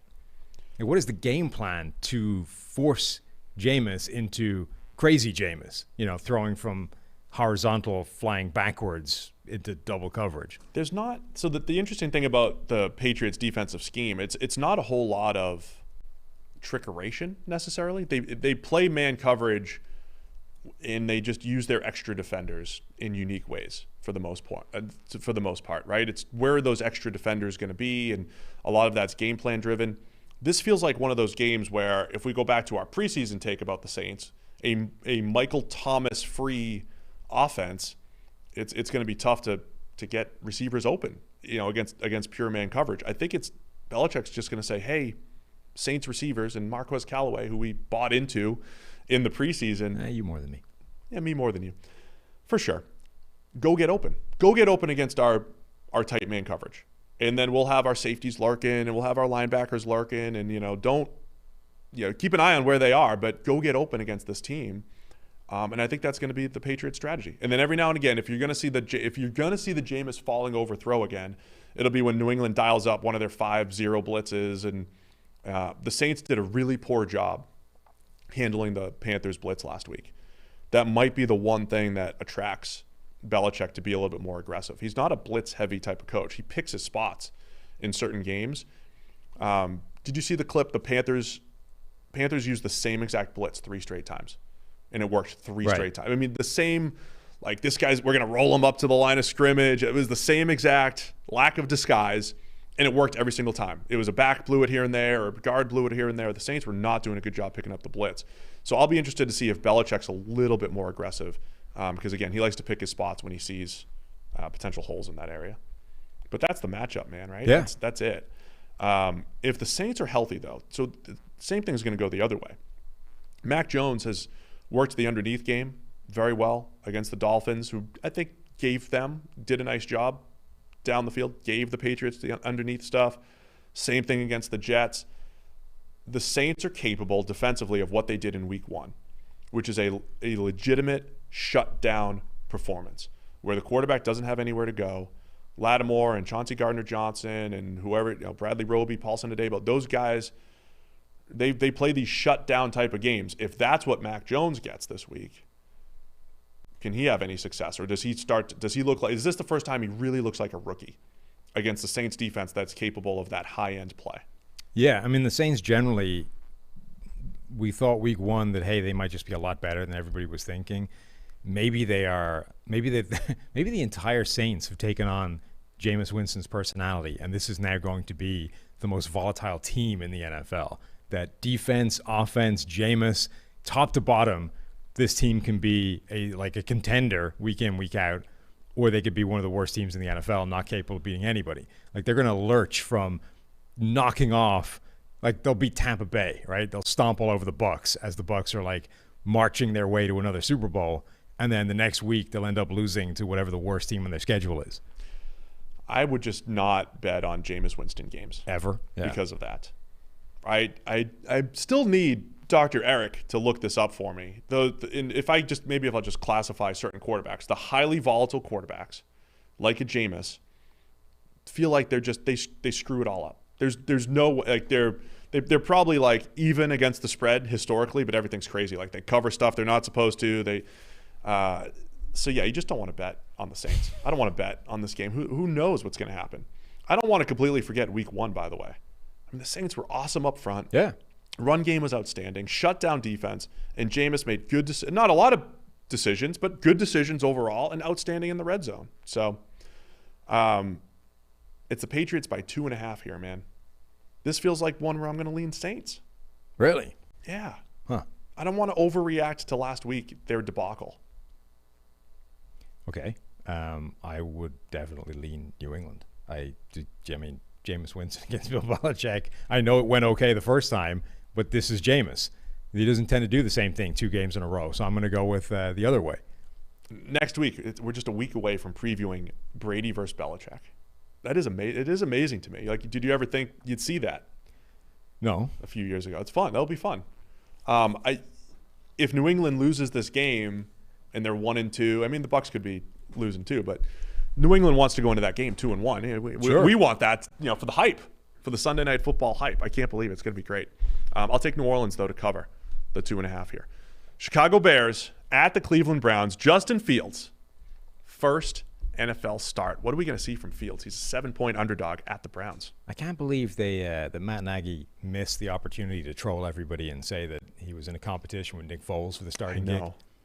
Even just throughout the week, like, we're going to split reps, and if Justin Fields the better quarterback, he'll be starting on Sunday. Otherwise, it could be Foles. Could be Foles time. Is Andy Dalton really that much better than Nick Foles? No. I mean, he's probably has a more consistent variance, but much better? No. Let's discuss Fields here. Okay. We've discussed the Bears' offensive line quite a bit. The pass blocking grade, where are they in pass blocking here? I just lost them. The pass blocking grade overall is good. It's good through 2 weeks. It's poor, but you have to look at the line historically. They had a really good game against the Bengals last week, pass blocking wise. You have to look at it historically, though. Jermaine Ifedi's playing pretty well at right tackle. Jason Peters, pass protecting pretty well at left tackle. The interior has had some issues. Can they block this Browns defensive front? Because the Browns are good. They can get after it. They've got some players up front. The pressure and Fields' ability to get rid of the ball without curbing his incredible playmaking. That's going to be the Fields balance that I think I'm always looking for. Well, so you were talking about how interesting it can be to, see how a team deploys an offense to protect their quarterback. I think the ways you were using that are untrue and ridiculous. But it's actually interesting when it comes to Justin Fields, because Chicago and Matt Nagy clearly didn't want to put Justin Fields out there as a starting quarterback. They've been forced into it now, so they don't think he is essentially ready to play. But their hand has been forced, so he's out there. So what do they do to protect him in a way he might not even need, right? Like, Justin Fields out there might not have any need whatsoever of all this, like, quote-unquote protection. He's just good enough to get by whatever, even if he causes some problems for himself. But how does Chicago actually try and do that? Because they've got themselves in trouble in the past when they've been trying to protect their quarterback. When they've been trying to, like, dumb it down for Mitch Trubisky, all that did was make it worse. Like, it took away the good things your offense was doing, and Trubisky wasn't good enough to elevate anything else. All you did is make everything worse. So do they try and do that with Justin Fields? Do they like simplify the offense and try and take away any way the offense wins? Or do they just say, screw it, Justin Fields is going to be the future, let's let rip? I think the other phrase I'll use with Fields is he makes you defend the entire field. And it's because... See how awkward that is? Yeah. Talking about fields and fields. Field. Just the entire, all the grass. He makes you defend all the grass. All the grass. Yeah, or the turf. I mean, he throws vertically well, seams, posts, he throws those well. He can throw the comeback. His accuracy, short and intermediate, is good as far as Fields goes. And then the boot game, I think we're going to see 6 or 7 bootlegs. That's a lot in a game. I think they're going to roll them out a bunch. So as far as the Browns' defense, you got to cover the pass game because he can get the ball down the field. You have to respect him in the boot action game. You have to respect him as a keeper in the gun in the zone read game. So it really puts the defense in a bind. And I think if you're Chicago from a play calling standpoint, it's just a healthy mix of all that. You know what else I guarantee we're going to see here is your favorite play in football, the yoink, the tight end yoink. Yeah. Right? They didn't even hide it. That was like, it's got to be Fields' favorite play. They used it early in the preseason twice. It's usually one of those plays you try to save 3 or 4 times a year where you kind of half roll to the right and you kind of sneak the tight end up the opposite seam. And it works a lot. And they used it already in the preseason with Fields. You'll see it again. I guarantee you'll see it at some point. Anyway, so I think it's just the creativity. Get the defense moving horizontally, get them respecting the vertical game, and that will take pressure off the offensive line. It'll take pressure off Fields. When you give him half field reads, it'll make things a little bit easier. You get a quick pass to the flat and the whole thing. So yes, tactically, it's going to be fun to watch that. We might have to refer to it as a pitch for. It's not a pitch. Fields. We can't use field and fields. It'll take me 3 years to figure out. We need to refer to how have the college guys been getting by? What have they been doing? They must have encountered this already. How did they overcome the problem? What's that? How did they overcome the problem? The college people have been dealing with Fields for years now. How have they overcome? I don't know. We should get some advice. Yeah. We should get some advice.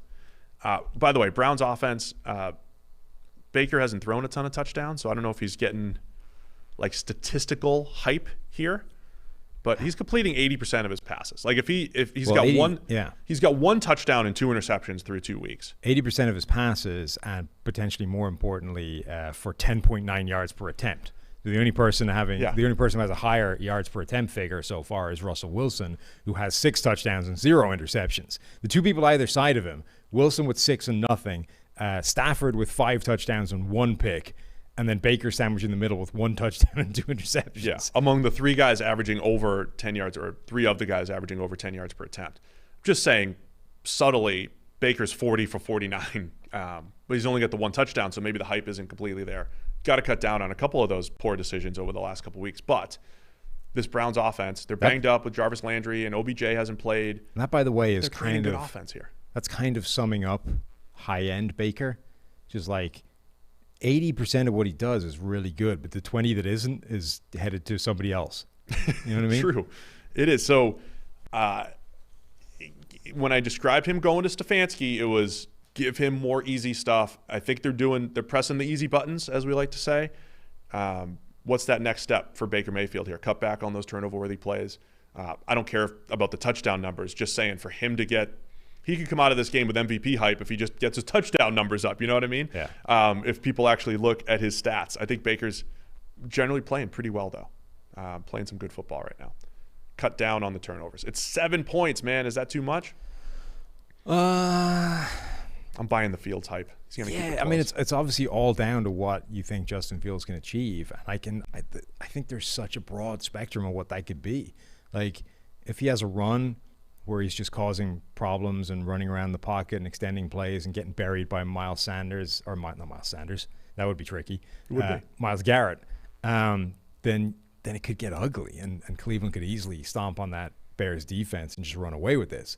On the other hand, Fields is bringing a bunch of stuff that Dalton just doesn't have in the bag, like the capability of extending plays and turning nothing into a 50-yard run, and that's my thing. A even if he has downfield, and like he'll have 4. I mean, you could have 4 or 5 ugly rookie plays, But I think he offsets it with a scramble and a couple big-time throws and whatever, 50 rushing yards total, whatever it might be, right? Right. Like Fields keeps it close. I made the point in the 32 first-round rookie articles that I wrote up that, Fields is already tied for the league in third down turnover-worthy plays, having basically just been out there for 5 seconds. Some of you are saying, well, how come he didn't mention that he's got 15 attempts and 2 of them have been big-time throws? Like, that's what we're dealing with here. We're like a guy who's doing everything. It's spectacular. It's not always good spectacular, but it's always spectacular. Like, everything he does is either incredibly good or incredibly bad with very little in the middle. Josh Allen experience. Yeah, it really is could be right what now. the Justin Fields experience looks like here. And I think all that adds up to give me Chicago to keep it close enough here. Browns to win. Bears cover the 7. Cincinnati Bengals at the Pittsburgh Steelers. Pittsburgh by 3 here. Couple 1-1 AFC North teams. What are you looking for in this one? This is tricky. Big Ben is not 100% healthy. Dealing with, what is it, a strained pec? Was that what you were saying? Yeah, it doesn't matter. The non-throwing pec? Is that a thing? Big Ben has been trying to be the... As a student of biomechanics when it comes to throwing. It's his left pec. What does that do for you? You just need to keep your front side. You need to keep your I call it the glove hand. There's no glove for a quarterback. You keep your glove hand. You keep your front side firm. Yeah. You keep your glove side firm, right? You don't want to move it too much. Okay. You want to just keep it there. Less movement. Keeps your head on kilter. Gets the release point where it needs to be. And that doesn't require a healthy pec? Should be fine. Okay. All right. No, because if you don't want to move a hurt pec, you want to keep it there. So Big Ben's going to keep it Immobilize the pec, in fact. Big Ben's history. He takes a hit in a game. You think his leg's broken. He's calling for the cart. And then 3 plays later, he's hobbling out there and breaking 6 tackles and making throws. He's going to be fine. Okay. He's going to be fine. All right. Big Ben will be as fine as he is right now. I don't think the injury is going to make him any worse. What he is right now is sketchy decision-making. He dropped a couple nice deep balls in there last week.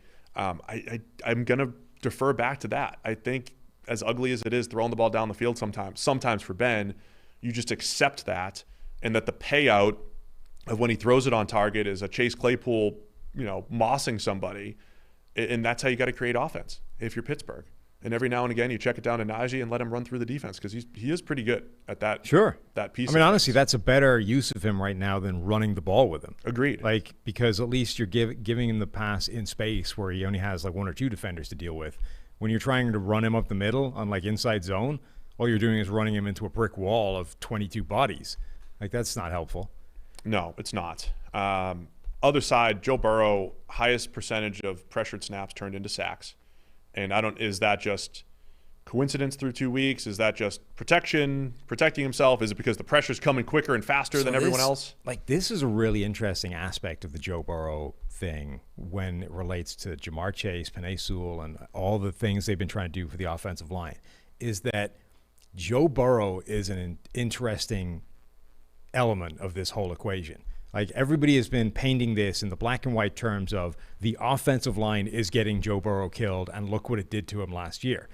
But Joe Burrow holds onto the ball a long time. Joe Burrow doesn't have a great track record of when he's pressured, getting rid of that ball before he gets hit. He has a high rate of turning pressure into hits and sacks, which is a quarterback-driven thing. That's not something the defense does. That's not what your offensive line does. That's what you do as a quarterback.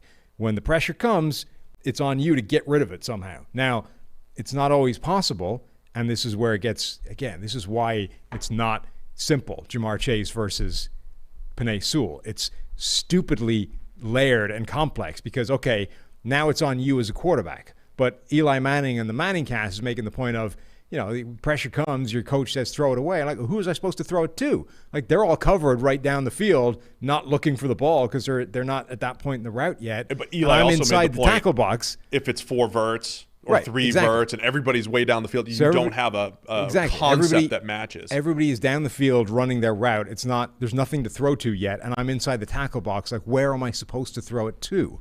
So it's not as simple as just it's on you, the pressure's coming, get rid of it. Because sometimes you can't, right? But all of this is to say that the Bengals' offensive line right now is not terrible. It's not catastrophic. It's not a disaster. It is no longer bad enough that you look at this and say they can't function. Like it's probably the better of the two offensive lines in this game. But Joe Burrow is still taking hits that he shouldn't take, being hit in a way he shouldn't be hit. And it's a concerning level of like contact that's hitting the quarterback every single week. But now you have to think about, well, how much of this is on the offensive line? How much of it is on Joe Burrow? How much of it is on the play calling? Because now I think that's a much more even mix of problems than it is just, well, our offensive line sucks, we need to upgrade at left guard. You know what I mean? They're still not good. And it is one of those things when they get beat, it's coming in quick, right? And I think that is a big factor. All the points you're making are good. I mean, it is multi-layered. The thing I'm intrigued about with the Steelers, it wasn't a 1 week anomaly that they were just like, hey, we're playing Josh Allen, we're going to sit back and play coverage. They did it again last week against the Raiders. They're trusting their 4-man rush. TJ Watt is officially questionable as of right now with the groin injury. If he plays, when you're trotting out TJ Watt, Cameron Hayward, and Melvin Ingram, all three guys have been excellent. I mean, they have great careers. They've been excellent this year. The Steelers are playing to that strength that they can get pressure with those guys. I think we might come out of this game not saying, hey, the Bengals haven't been a disaster. They're going to be challenged. It's all about this Pittsburgh pass rush. But to your point, let's see the Bengals protect Joe Burrow with their receivers. Let's see him get rid of the ball, knowing that the heat's coming. And I want to see the Steelers have the 4th lowest blitz rate in the NFL. They were by far the highest. Well, it was them and the Ravens last year, by far the highest. Are they going to revert back to Blitzburgh because they're playing the Bengals?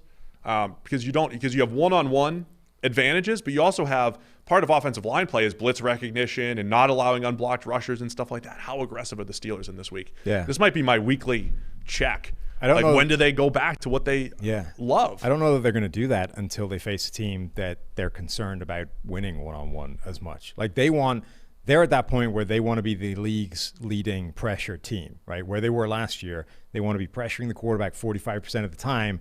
And if they can do that with 4, they're not going to blitz. If they go into a game looking at it at the matchups and say, I don't think we're hitting 45% this game, that's when you might see them dial up the blitz more. Just answering a question here. Okay. That's not great podcasting, but carry on. Who do you like? Okay. Yeah. How long are you planning on just answering your question for? Who do you like in this game? Who do I like? Probably still Pittsburgh.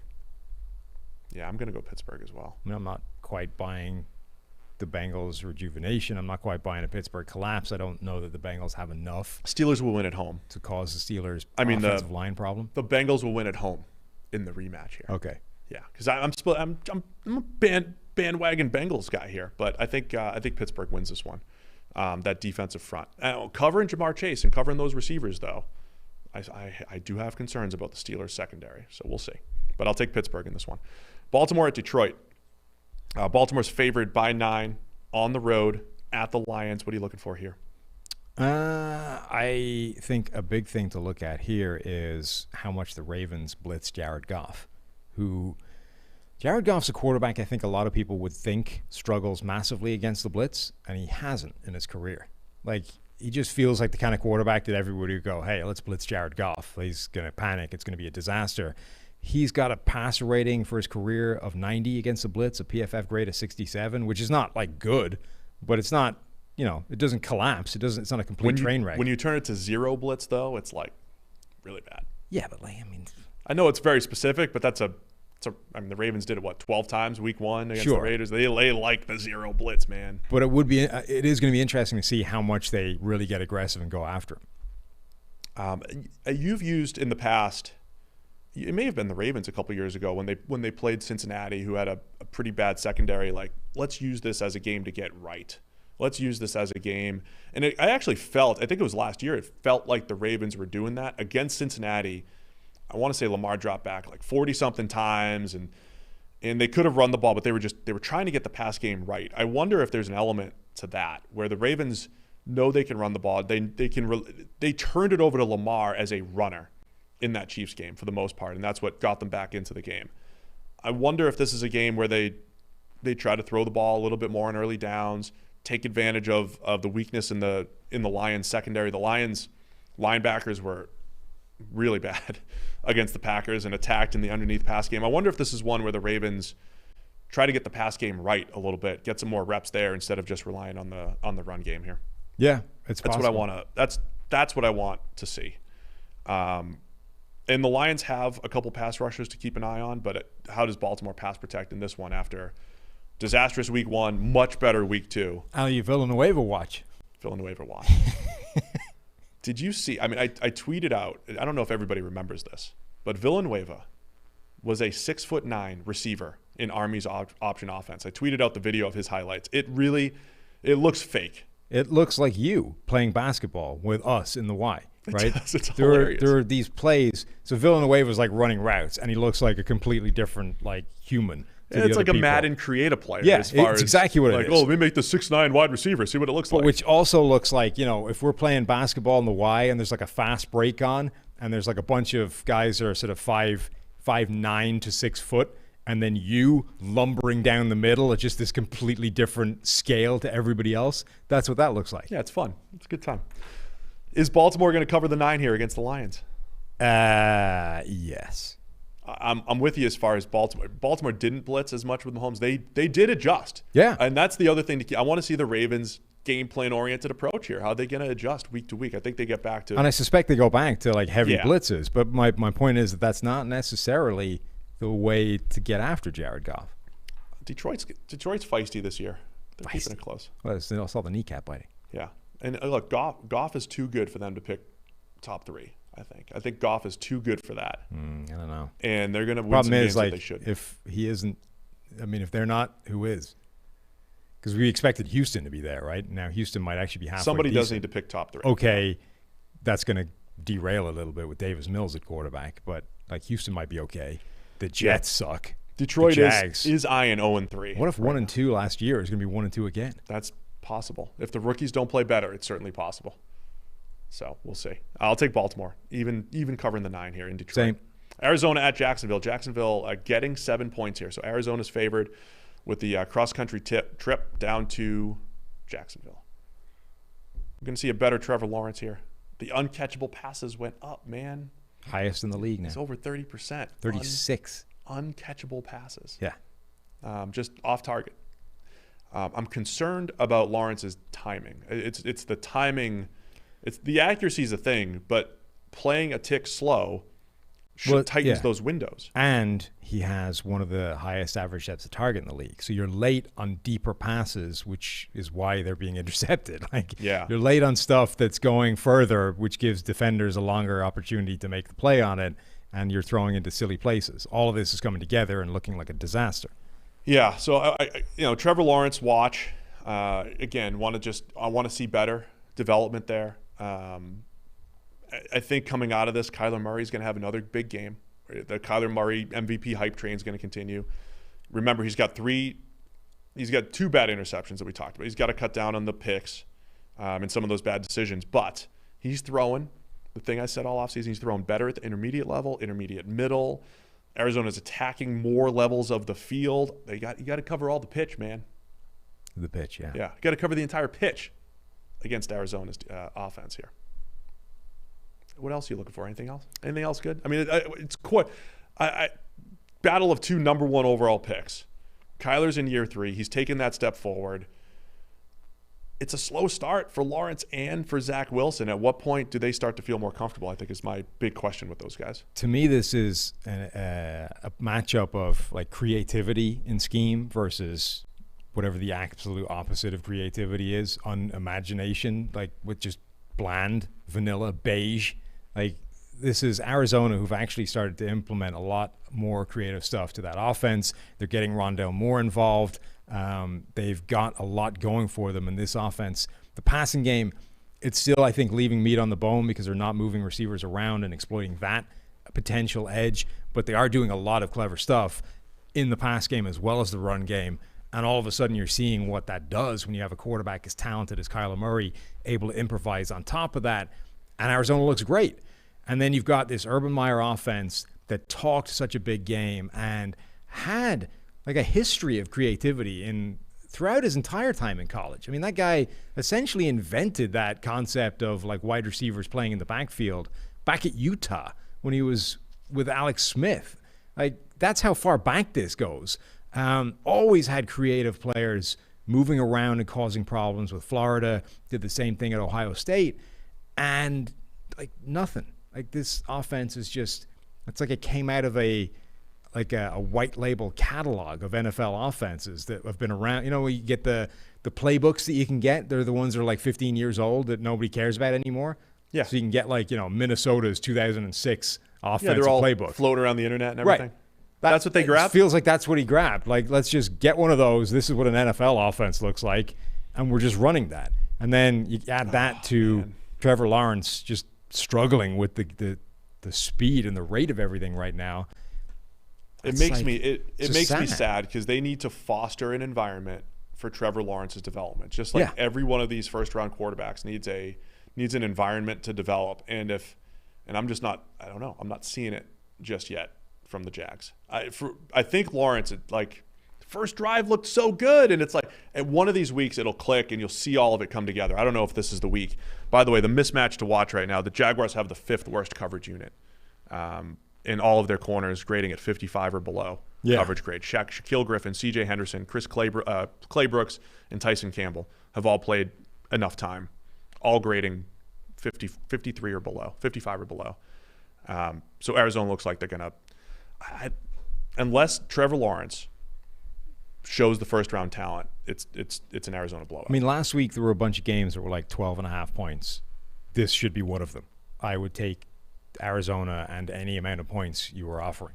And now we're just really taking all the favorites here, huh? Taking all the favorites. I'll take Arizona again. East Coast trip, though. Never know. All right, New York Jets at Denver. Denver's favored by 10. The dominant Denver Broncos. The dominant 10. Teddy Bridgewater's balling, man. The dominant Teddies. All of our offseason analysis about the Broncos looking through 2 weeks, they've played the Giants and the Jaguars. Mm-hmm. That's a factor. Now they're playing the Jets. They're staring at 3-0 and a lot of hype.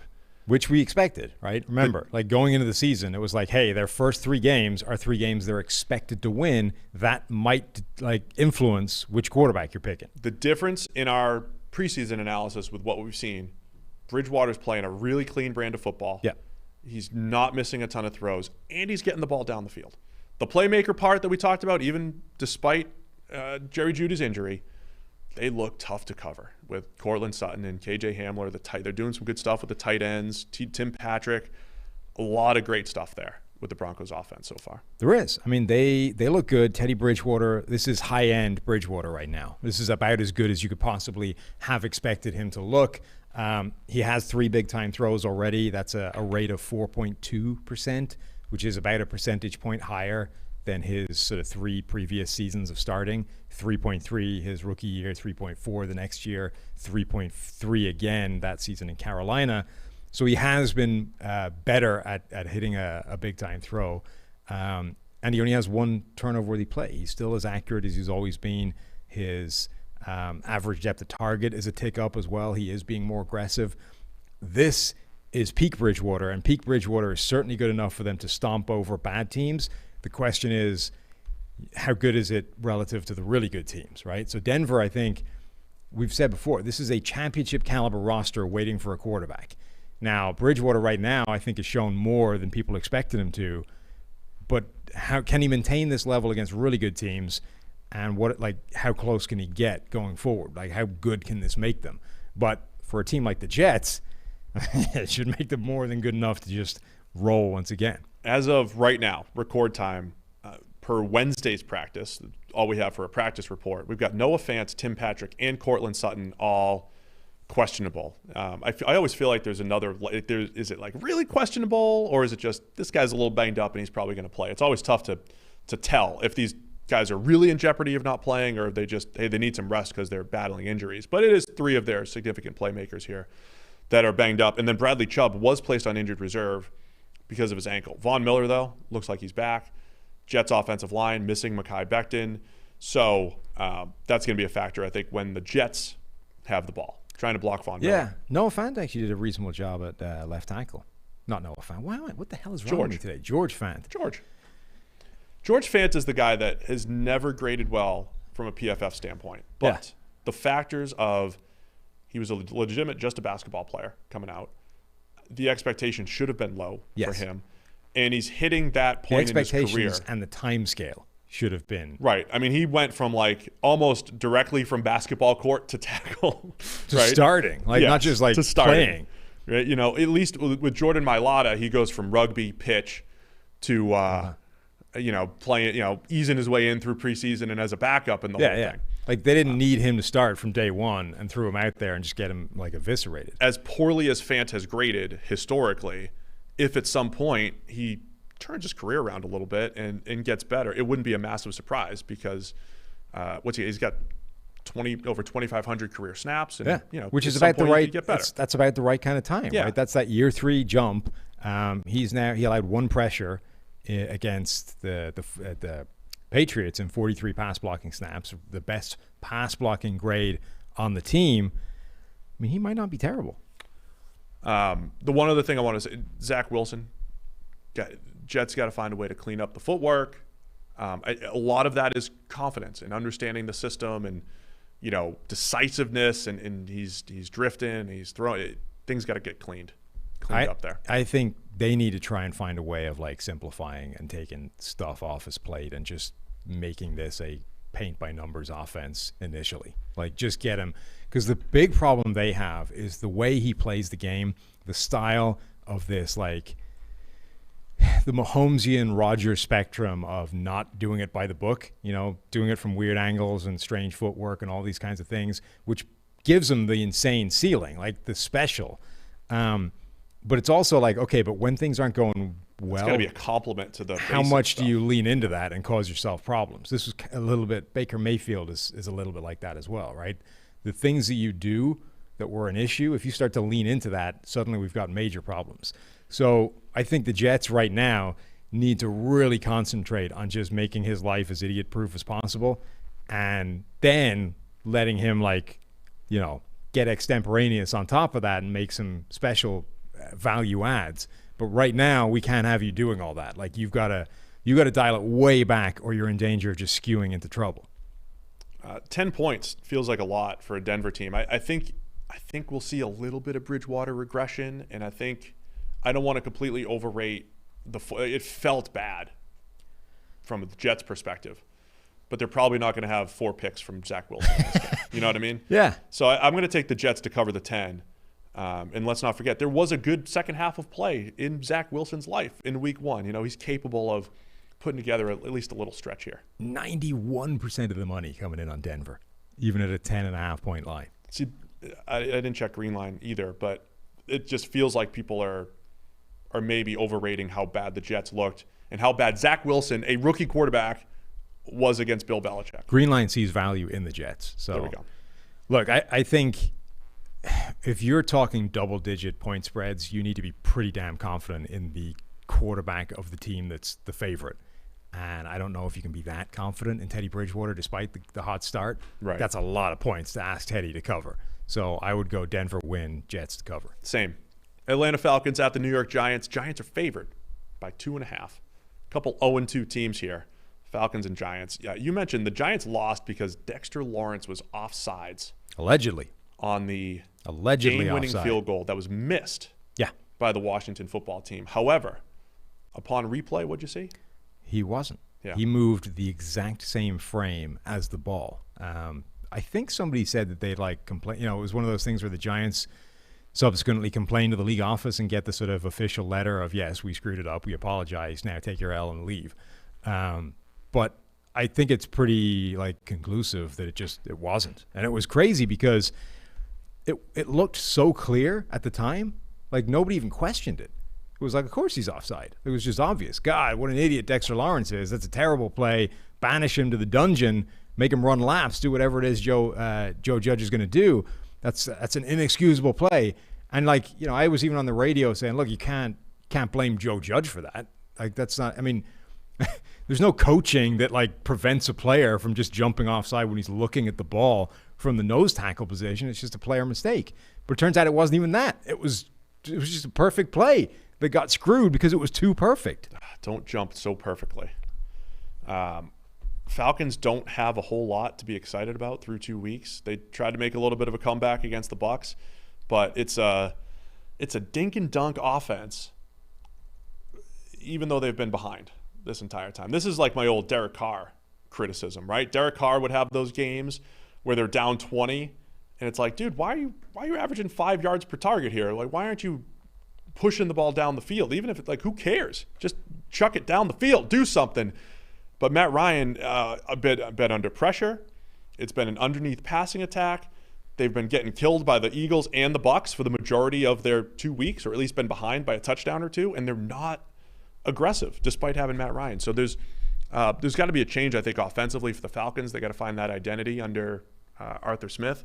And then defensively, it's a different Falcons defense. They're trying to play some cover 2 and keep things in front of them, but, giving up a lot. Different but the same. Different scheme, same results for the Falcons so far. Different scheme, same terrible. This defense is ugly. It's going to give up a lot of points every week. The offense, I think, is the bigger concern because it just doesn't look good. They're kind of relying on a few playmakers. Their offensive line isn't in good shape. Matt Ryan doesn't look great. This feels, the Giants are favored in a game where they're 0-2, and I think it's right. They should be. Like, the Giants are a much better team than Atlanta right now. Yeah, AJ Terrell's questionable, the cornerback, but he fits this new system. It just the Falcons are just multiple players away, I think, on both sides of the ball before turning this thing around from what we've seen. All that said, Daniel Jones, right now our number 2 graded quarterback. I don't know if that's going to continue. Even against the Falcons, he'll have opportunities here. I don't think that continues. I'm going to take the Falcons here, despite not I'm going to defer back to Matt Ryan's going to play better football. Jones will play a little bit worse football. And I think the Falcons will, get Kyle Pitts involved. You see the special. He catches the ball in traffic and turns it upfield. Get him involved a little bit more. The Falcons will adjust this week and attack the Giants differently than they've been. Jones had a 65 grade in week 1 against Denver, a 91 grade in week 2 against Washington. That right now is spitting him out an overall mark of 84. It wouldn't shock me if he ended this season with a mark in the 80s. Like, he takes that kind of step forward. We bet that, right? I said under 80. Which would make his career progression 66, 78, 80 something, right? I actually think he's on that trajectory. I think he's playing good football right now. It might not matter for the team. That's the problem, right? That offensive line is still terrible. Their defense was supposed to be a lot better than it was. I think the NFC East is kind of taking it upon itself to prove the analytics claim the defense is a product of the teams you're facing, not the defense. Yeah. So it might it's a make or break season for Daniel Jones, and he might have sort of done his part of making, and everything around him is broken. So the Giants are going to be like, I don't know that we have a quarterback anymore at the end of the year. Falcons and Giants tied for 4th worst pass blocking grade in the league right now, 46.6. So both defenses have an opportunity, and neither team has rushed the passer well. So it's an opportunity for both teams to get after the quarterback a little bit better than they have. I think the Falcons will take advantage of that. The Falcons' D will look better this week against the Giants' offensive line. I'll take the Falcons to cover the 2.5. And then Monday Night Football. I don't think we've missed anything else, right? The Philadelphia Eagles at the Dallas Cowboys. It's Dallas by 3.5. Big game here, man. Jerry World. Look at you burying this at the bottom of the schedule. Yeah, I set the schedule almost by most important games, and then I just put Monday Night Football at the end because it's the last game of the weekend. Okay. So Monday Night Football, Eagles-Cowboys, a great game. We've got 5 minutes to cover it. The meandering pathways in your brain when it comes to scheduling, the order we're going to talk about things are quite something. Feel free. Don't question my genius. I just never know. I could blitz 50% of the time one week. We're going to start south, sit north, back in coverage. east, west. Never know. It's just okay. We're wrapping it up with Monday Night Football, though. This is a fun game. A lot of division primetime games don't feel great. I've seen Eagles-Cowboys a lot. This is a good one, though. Yeah. Jalen Hurts against the Cowboys, and another, in the Dak return. Tony Pollard's, maybe it's his first start. I still don't think we know really what either of these teams is. Yeah. That's why I think it's interesting. Philadelphia, they didn't come all the way back down to earth against the 49ers. They still did some nice things, and I think some elements of that first week have proven that they are for real, and therefore Philadelphia is a little bit different than people thought they were heading into the year. But it was a notable step back, right? They didn't put up a ton of points. They did struggle more. And then Dallas is still kind of in flux. Like, their offense has changed week to week. Their defense still looks like it has some issues. This is fun. I think one of the things when you watch the tape of Devontae Smith last week, Philadelphia's top receiver, or their draft pick, he had something like 7 targets and 2 catches or something, the kind of stat line that would look concerning if you just looked at it. But if you go and watch all of his plays, like, the guy's still getting open without consequence easily. Like, Jalen Hurts missed him with a couple of deep attempts. One was badly underthrown and late. The other one was just sort of into coverage that he couldn't come up with. But you come away watching his plays, not at all worried about Devontae Smith. From a Cowboys perspective, week 1, they spread it out all over the place. Dak threw like crazy. They forgot about the run game. Week 2, they used a 2 running back system. It was Zeke and Tony Pollard. Pollard was great. They ran the ball a lot. They finally made some defensive stops because they ran the ball. This feels like the game where they go back to the week 1 strategy, though. The way the Eagles play, the Eagles have blitzed 6 times this entire season. They sit back and play zone coverage. And Dak is pretty good at taking the underneath stuff, taking what's there. And I think there'll be underneath opportunities here. And I think it's another pass-first type of game for the Cowboys where they put it in Dak's hands. He completes another 75% of his passes and they move the ball. I just wonder if they're going to look at last week and say, man, we won when we ran it. And, they might – I would – not that you're avoiding the Eagles' front. I think you could just attack the back 7 with this group of receivers and Dak. So strategically keeping an eye on that. And then Hurts in Dallas and their pass rush with Micah Parsons off the edge. It's much better pass blocking offensive line now. Well, this is going to be the thing, right? So last week it was, hey, Micah Parsons looks like one of the best edge rushers in the NFL, asterisk against Storm Norton. And even when he had reps against Rashawn Slater, he got enveloped. Like, Slater dominated him. So even long arms, man. Even within the same game, it didn't show up, right? So now he gets to go up against 2 much better tackles. Jordan Mailata has been one of the best graded tackles in the NFL this season after his monster extension. They've got a good offensive line. So now we're going to get to see, one, are they still going to be doing that? Do they get reinforcements back so that they don't need Micah Parsons to be their primary edge rusher? And 2, if they do, was that simply a product of Micah Parsons can beat up on Storm Norton? No injury report for Monday Night Football as of this point, so we don't know exactly what's going to happen there as far as who's going to be there for Dallas. Also, pour one out for Brandon Graham. Poor guy. The bet didn't carry over. Didn't it? The 10 sacks. I think I well, still if it did, owe you you. already lost. I owe you for last year. Yeah. Lunch. So is Achilles, right? We'll have to hit up, hey, Jeff Ruby's. Maybe we'll go to lunch at Jeff Ruby's. I was thinking what you need is, the billboards where you see like your advertisement here? Yeah. You need to have a T-shirt that simply says like your company here. Yeah, I could do that. Yeah. Sell the sponsorship.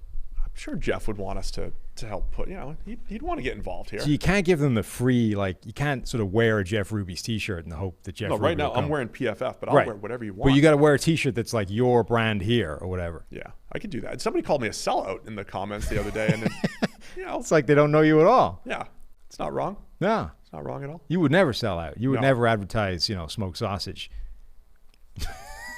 Eckridge was our sponsor for a while, and we push the smoked sausage. We do what we do. Yeah. I tried to get the local donut shop here to sponsor us. They wanted no part of it. They didn't want it. They wouldn't even give us donuts. A little money. All I wanted was donuts. Yeah. It's probably better. Probably better that we didn't get the free donuts from. I'm not going to even mention them. No, I won't even mention the name. Don't give them the advertising. Now Jeff, Jeff's a Twitter friend and all that stuff. I can mention Jeff. Yeah. Because the Ruby's steak seasoning, beautiful. Just had that in my house for a while and put it on everything. Okay. All right. Who do you like in this Cowboys-Eagles game on Monday Night Football? I like Dallas. I think they will win, but I like Philly to keep it close. Let's say Philly cover. It's another one of those division games where I know it's baked in to the line all the time, but division games, weird stuff happens, and even teams that seem like they're one's better than the other, they play close games a lot of the times. I will go Dallas on this front, though. This is the one where I'll defer back to my preseason takes and not overrate the Eagles' Week 1 performance against the Falcons. Right. I think Dallas is a better Week 2 all-around team here. Was quite a come down for Jalen Hurts. It wasn't that he played badly, but it was that he missed some opportunities that were there. Like if he had played as well as his best throw was like his receiver stepped out of bounds. He put it in a good spot. He's still making some good throws too. I'm not saying he played badly. I'm just saying that like if he'd played the way he did in week 1, they would have put up 20 more points against the 49ers, and we would be talking about Philadelphia as, hey, this team's like legit, and Jalen Hurts might actually be like a serious starting quarterback going forward. Instead, like he played reasonably well, but left a couple of huge plays on the table, and you're like, that's a bit disappointing compared with what we saw the first week. 3.5. The hook's scary, but I'll take Dallas at home. Done. There we go. Week 3 previews, all in the books. Get to PFF.com. If you don't already have your PFF Elite package, Green Line, which we referenced here, has all of our picks the real picks, by the numbers. Gives you all the information that you need. Remember, send us emails at NFLpodcast, singular, at PFF.com. Tell us. Just NFLpodcast at PFF.com. You weren't saying, okay, good. I got you. I wasn't saying that singular was in the email. I was saying that it is a singular podcast I get what in you're the saying. spelling. To send us ideas about what we should do for a forfeit if you don't like the posterized idea that we've floated, or the charities that we should be giving, some sort of animal, welfare, dog saving, non-kill shelter type of deal. We could become Keith Olbermann overnight. Please. I no comment. I was on Dan Patrick today. Oh, those guys were incredible together back in the day. Did you get SportsCenter over there in Ireland? No. Sunday night SportsCenter with Dan and Keith was a special thing back in the 90s. All right. Thanks to everybody for tuning in. We'll be back on Monday reviewing all of the Week 3 action.